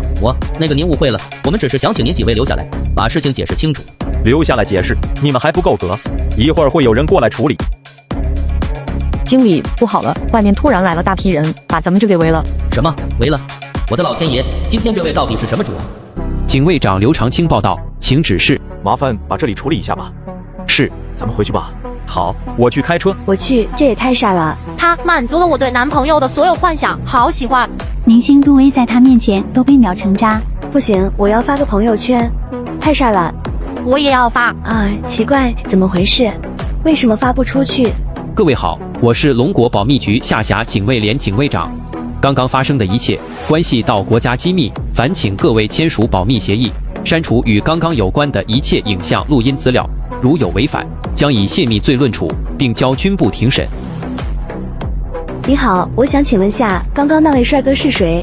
对不起，无权奉告。他凭什么有特权？凭什么在这占用这么多公共资源？还要我们配合？凭他是国士，凭他以一己之力让咱们国人扬眉吐气，不再看外国人脸色，凭他造出了可控核聚变。米国白房子大型会议室中，大家都说吧，对这件事情怎么看？说什么？有什么可说的？当初就不应该逼得太紧太急。现在龙国解决了光刻机全产业链问题，并且做出了比阿斯米更高端地光刻机，这都是我们逼出来的。闭嘴！你凭什么说他们比我们阿斯米的光刻机更高端？到现在还不承认。棒子国的三星会长已经说了，这款光刻机无论是速度、效率还是整体价格，都比你们的强100倍。放屁！够了，让你们来是解决问题的，不是来吵架的。都说一下意见，不能眼看着龙国光刻机一家独大。有我阿斯米在，绝对不允许他一家独大。山田太郎，你为何背着我们去龙国求购光刻机？你这个背信弃义的东西！我背信弃义？你怎么不问问你们因泰尔？是他们先偷偷的跑到龙国洽谈光刻机的。据我所知，已经买了50台。你倒先问起我来了。山田太郎，问你就直说自己，别嘴贱。这里是米国。总统先生，您就不能说句话？他说个屁！因为他的封锁措施，倒逼龙国在芯片产业发力突破，让咱们再次错失一个尖端高地，他难辞其咎。他等着被弹劾吧。总统先生您滚，都给我滚，滚出去！同事，龙国商务部何部长最近也很忙。这就是被那些毛子求着的感觉吗？好累，但真的好爽啊！瞅瞅把你给嘚瑟的。咋？好不容易扬眉吐气了，还不能嘚瑟几天？再怎么嘚瑟，也不敢在您孙部长和蓝教授2位功臣面前嘚瑟，哈哈哈！我保证以后也不用再去求他们了，那样的日子一去不复返了，哈哈哈！好，有你这句话，我就放心了。我得再喝一杯。蓝教授，要不你也来一口？别，我这一杯倒的酒量，上次已经丢过1次人了，我可不想再来第2次。正在这时，何部长的秘书走了进来。英泰尔总裁想要拜访您。另外，倭国大使提出抗议咱们贸易歧视、区别对待。高桐总裁也再次到访，水果公司库查也已经到访，想要明天拜访您。告诉他们我明天有会，让他们等一会儿。好的。对了，英国也想求购光刻机，总统特使向您递交了拜访计划。腰不容易啊！阿三不是说也要自己研制吗？让他们都等着吧，没时间见他们。至于那个倭国特使，让他滚。好的。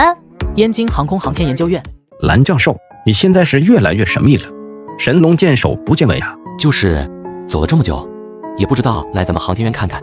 2位这是说的什么话？我这不是来了吗？走，去办公室聊。对了，最近俄熊回收空间站给咱们了一批天外陨石，那些陨石到了没？到了，就在8号库保存着，就等着你过来呢。走，现在去看看。蓝教授，用这个陨石的物类属性，是不是可以再生产一架天威？天威1号生产出来之后，现在已经成为了各国军迷的偶像。哈哈哈，这么大一块，可不止一架天威1号了。哈哈哈，那这次赚大发了。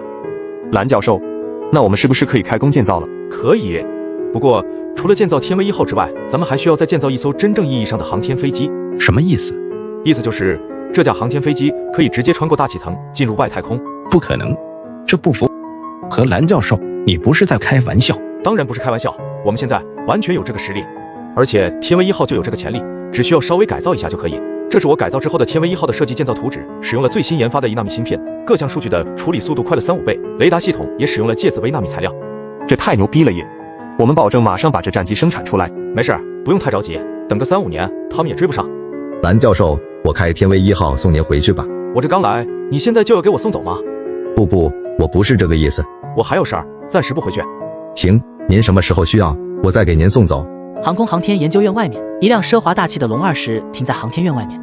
董事长到底是个什么样的人物，还需要您亲自出来迎接？一个让我敬佩的大人物，也是个让人敬仰的大科学家。